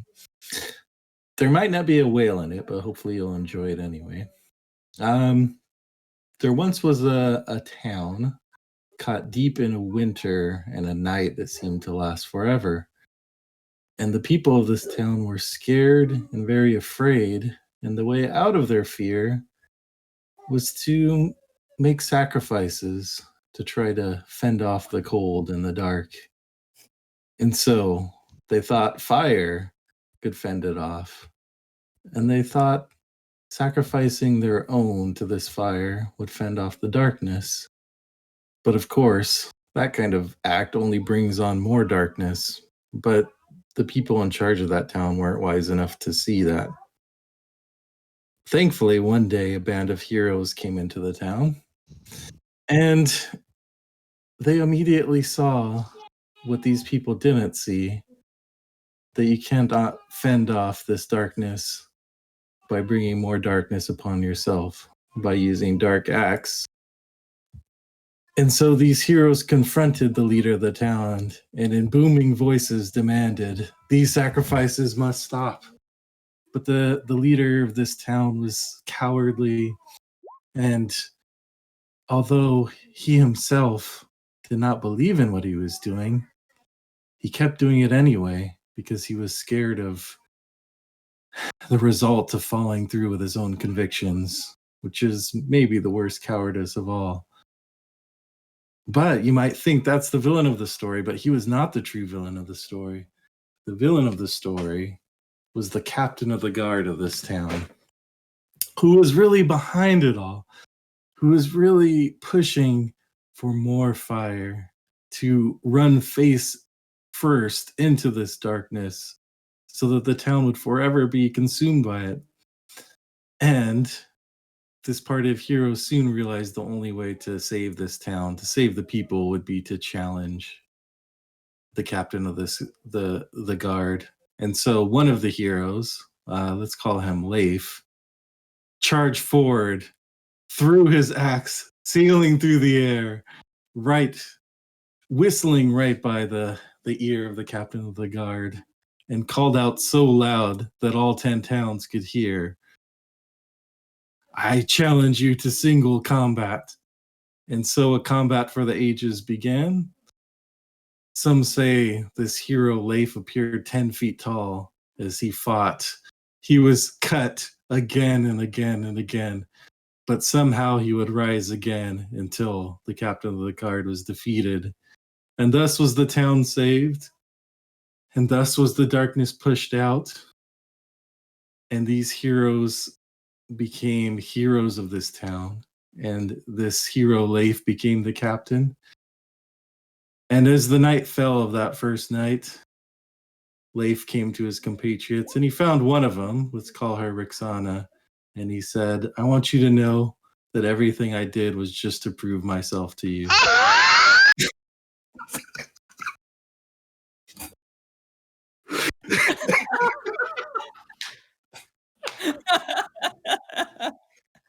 Oh. Leif throws himself out of the bubble. Oh my god, that was good. Oh no, you took mine.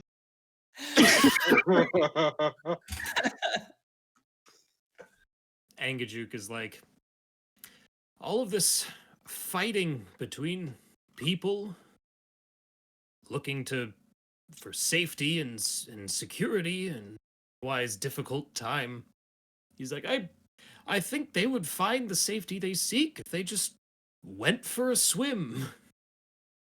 He's like, but swimming isn't always safe. He's like, what's worse is when, and he's like, oh, all right, hang on, little riders. And then he really quickly turns and maneuvers around in a much more deft fashion than you have seen him do before.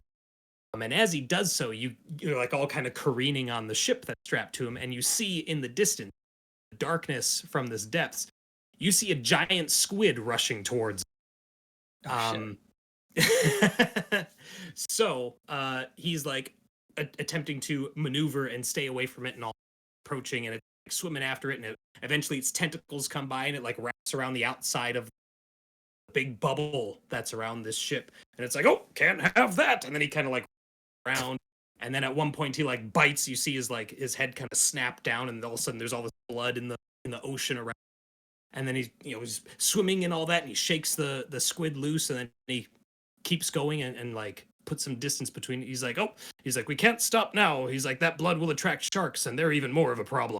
Oh, hang on. And then he like rolls again, like going after him and all that. So they're trading blows back and forth, and eventually he's able to outrun it. And after a good few hours, makes for the surface. And he's like, they hate the lighter water of the surface. He's like, we'll stay up here for the time being.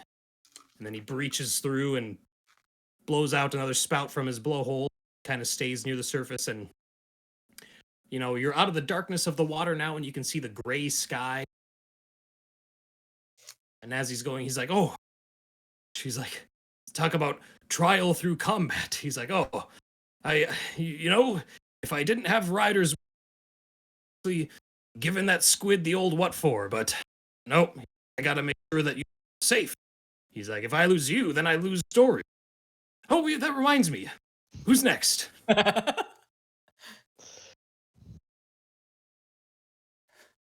don't wanna. Come on now, don't be. I don't wanna. You don't have to. It's not like you don't have to go all into it. Yeah, I guess You Cayleigh can will. even say. Okay, go ahead. Yeah, so Cayleigh is actually going to tell the story of her crossing the spine of the world. And when she talks about it, she's really good at describing like the wonders of the mountains and the like when you breach the clouds and all you see are clouds and the rest of your mountain and like some of the interesting creatures she's seen along the way and you get the feeling that it's definitely not the whole story and there's a lot of subtext Sure. in there, but yeah, she is basically telling the beauty of these mountains and the glacier that she came from. So yeah, basically her travel through the spine of the world. He's like mountains. Like I've heard of these a few times. He's like, the only ones I've seen have been to the south. He's like, but I haven't been south in quite a while. Like every time I think about swimming south, that bell rings. And there's someone else who needs to be brought somewhere else. He's like, if I didn't love stories so much, I would just go. He's like, but I don't think there are any stories south of the sea of moving ice. And then he, after staying around the surface for a little while, he ducks back down and goes through another patch of, it's not as deep as it was before anymore, broken ground. And he passes a shipwreck, another vessel that is sunk beneath, the surface of the water.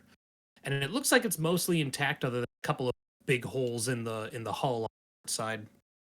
He's like, this is a ship called the Tiger Shark. He's like, I know we're on the right trail. This is always between here and the island. He's like, this vessel went down, I think it was 50 years ago. He's like, yes. I saved the folks who went down on it. They said they were a trading vessel from the south. Lost their way in the sea of moving ice. He's like, oh yes, they were quite scared and even scared of me when luckily I was able to collect them and bring them safely to shore. I wonder what happened to them. Oh well. And he keeps going. And he's like, one thing that, much like a few of you, they were reluctant to share a story of a big whale. He's like, but I when I just kind of swam in circles around my, decided that it was in their best interests to share story. He's like, don't worry, I'm not going to keep you too long. But I don't do this for free. He's like, I am expecting something. And you see Vellyne just like roll her.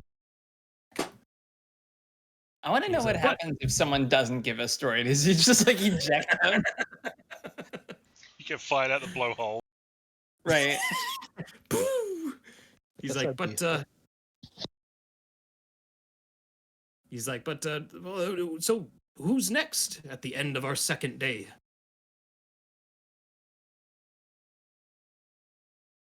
I look at Nahesa and I'm like,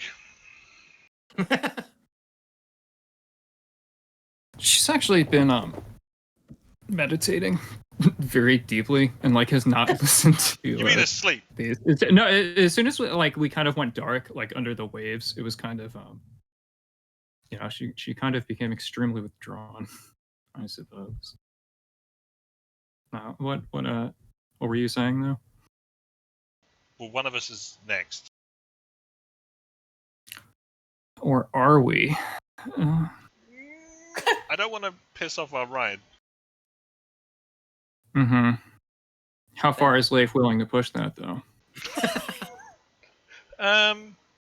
Considering my ability to breathe is compromised, not very far.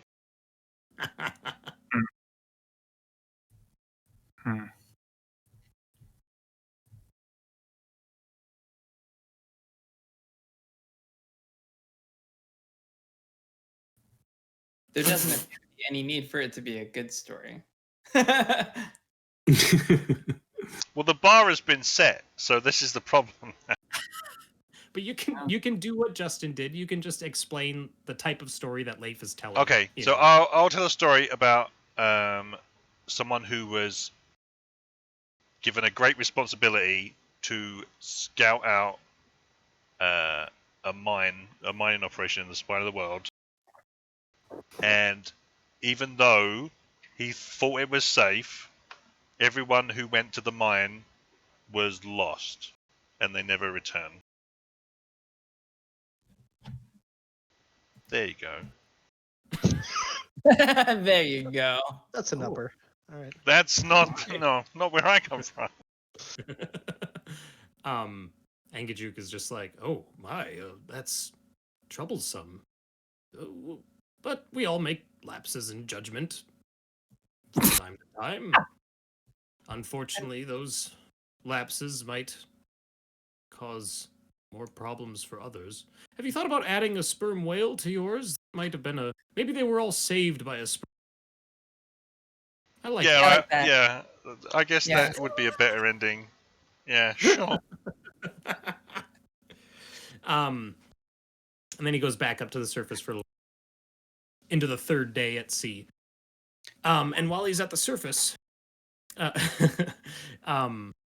he's kind of staying near the surface there and going up and going out of the water and then back down a little bit.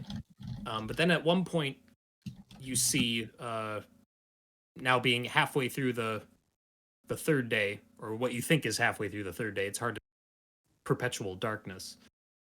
You see what can only be an immense white rock flying through the sky above it.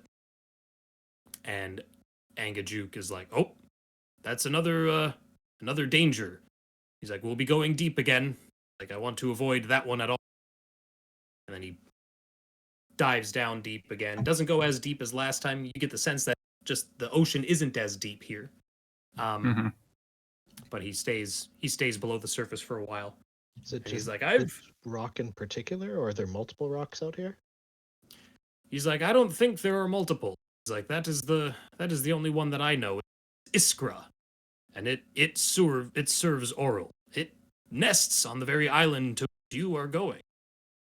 He's like, I've had a encounter with it in the past, and it has left one of my flippers scarred and not as strong as the one on the right. But we all make do despite our scars. Speaking of which, who has a story? I imagine the anime stare between Vellyne and Yeah, we're all just staring at Nahesa.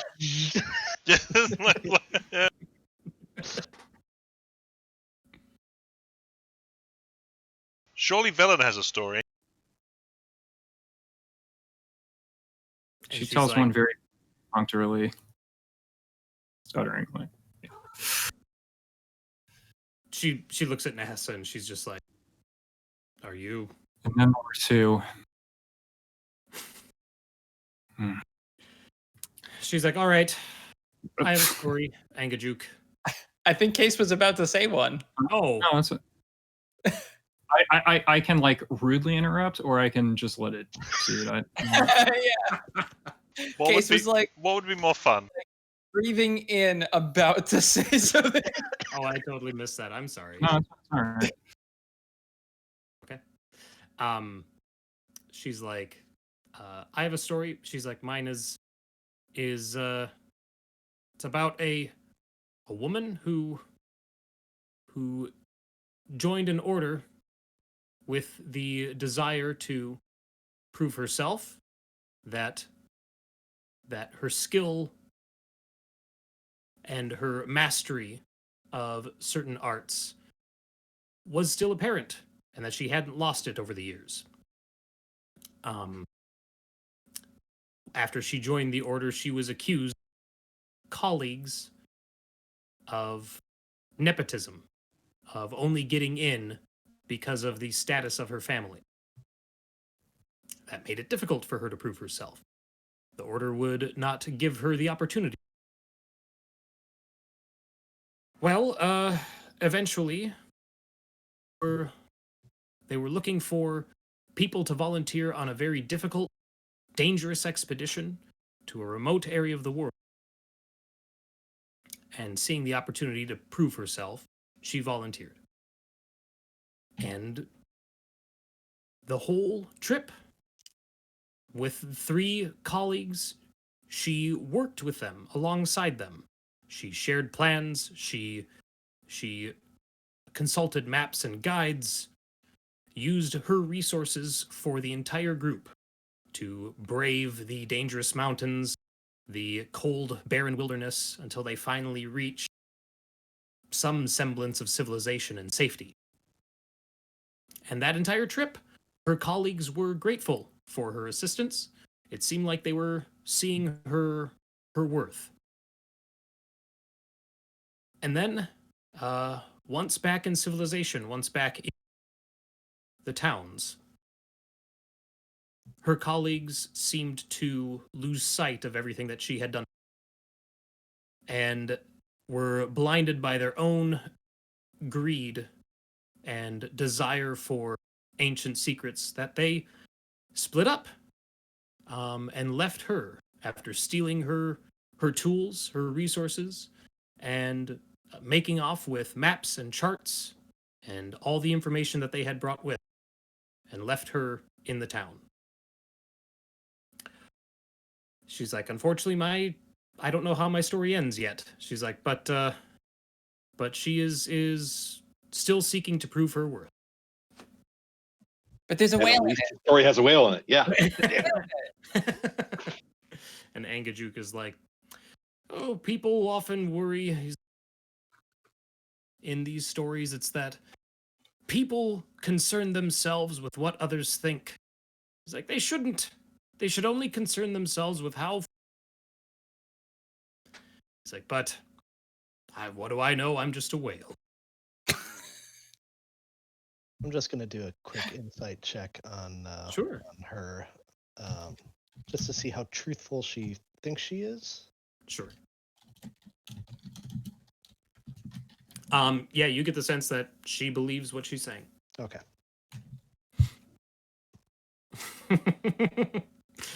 All right. The last day, the last stretch of sea is very open.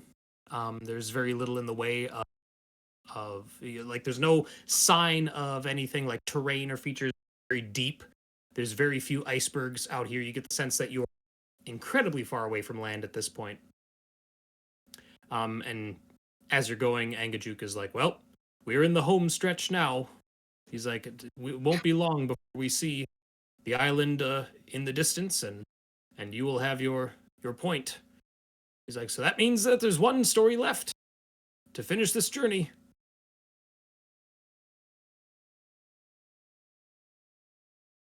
Very well. Nahesa literally rolls up her sleeves.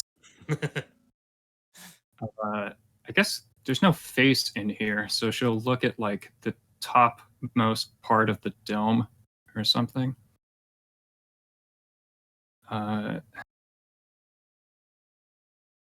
This is a story, and I think you will find it satisfying because it does have a whale, but this is a story different from the ones you may have heard. over these past few days. And it's a story we're going to tell together. And I have to be honest, it's not so much a story as it is a game, but can be useful for telling stories to one another and to ourselves. So you and I are going to tell this story, and I will start as manner of instruction, the way that this game was taught to me and the story was first told to me. I'm going to name something. It can be anything at all, no matter what degree of abstraction. And then you're going to respond. And then that way, we're going to build up our thoughts. And maybe we'll see a story within them. As I said, I'll start. Hook.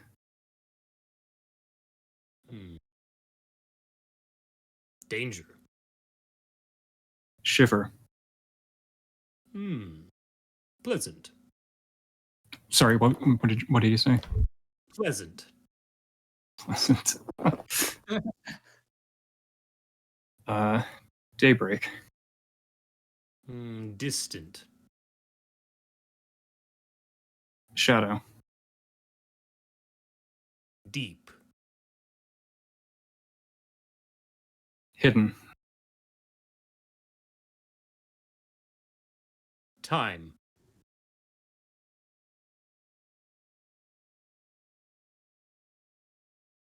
Forgotten.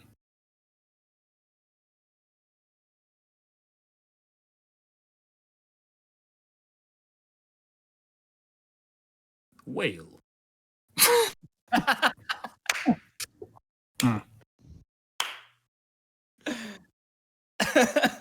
Echo. Dolphin.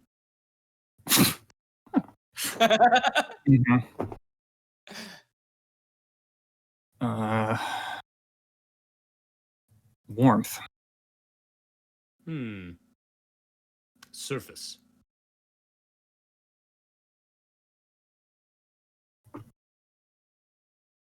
Distant.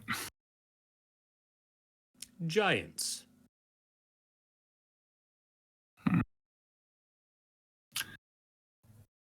Interesting. Coral. Wait, was it interesting for me? Coral! No. I like that. I like that it's going circularly like this as well. And then as soon as you don't want to play the game anymore, he can get bored, I guess. You get the sense that he's gonna go forever. So Right? Yeah. Yeah. No. I mean, interesting in and out of character. Okay. So, like, if we maybe flash like after us winding up, like saying, because we've already had a couple of repeats, I think. Yeah. Like from cross character. So after, I don't know, let's I'm gonna roll 2d10, and that's how long we wind up playing. All right. Oh, so after 10 minutes, not terribly long, I guess. He starts saying whale like every. Yeah. other Okay. I haven't. Yeah. Maybe it doesn't take too long then. So Angajuk. Does he recognize that was not in game? Or like, is he going to? Does he try to? Yeah, you would say Angajuk, and he'd be like, me. Yes, Angajuk. Okay. Yes. Oh. The game is over, but do you feel that a story has been told? He's like, in a way, I do. He's like, no one has ever sought to tell a story in this manner before. He's like, but you and I, we did that. A story that neither of us could have told on our own. I'm not quite sure what the point of it was, but there was a lot of whales in it, and that... You're very observant. I'm happy that you are as well. This is a story that we can continue to tell ourselves, out far from shore. Oh, great. I will start again then. Iceberg.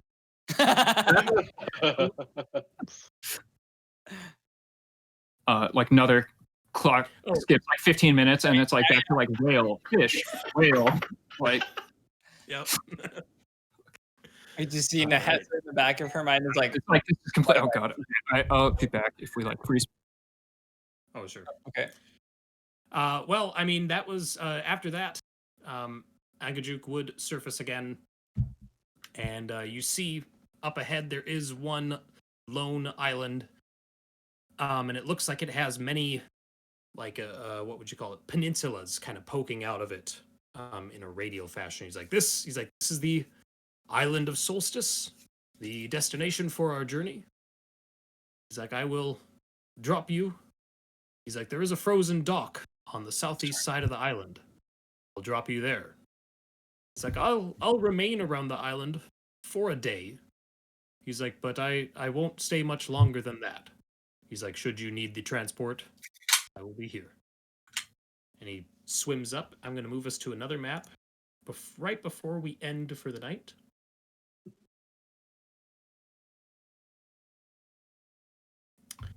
Oh, I moved us to the wrong map.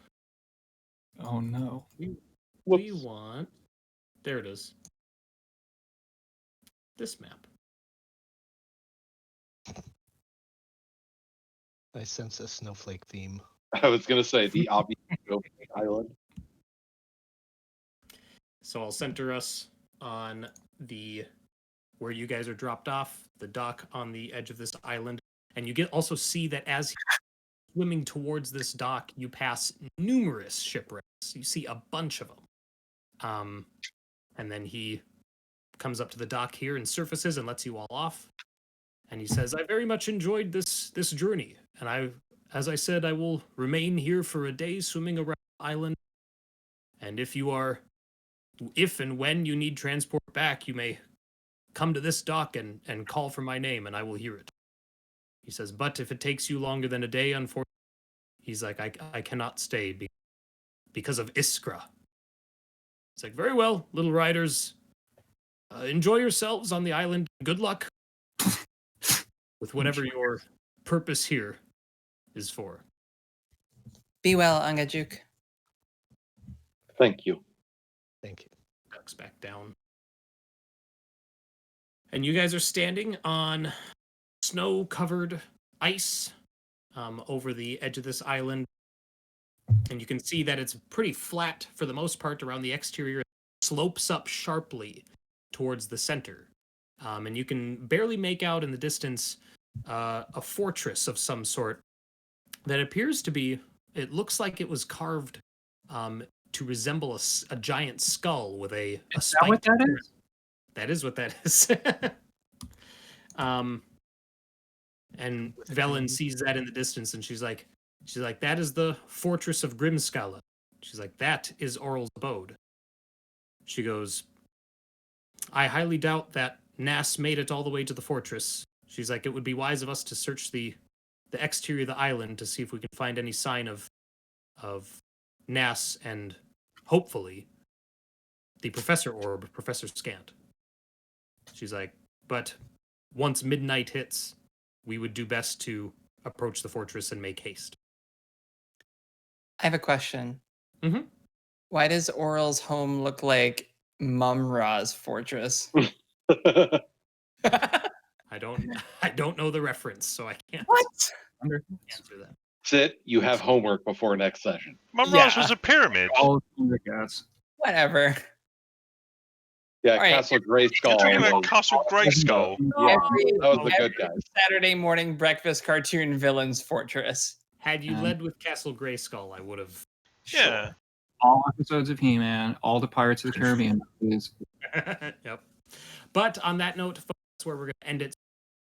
For staying with us all the way to the end. Session 23. We'll be back next week with session 24, in which the party will be exploring the Island of Solstice, even the Fortress of Grimskala as well. Thanks so much. We'll see you guys next week at 7 p.m. Central. Have a good night. Bye. Bye.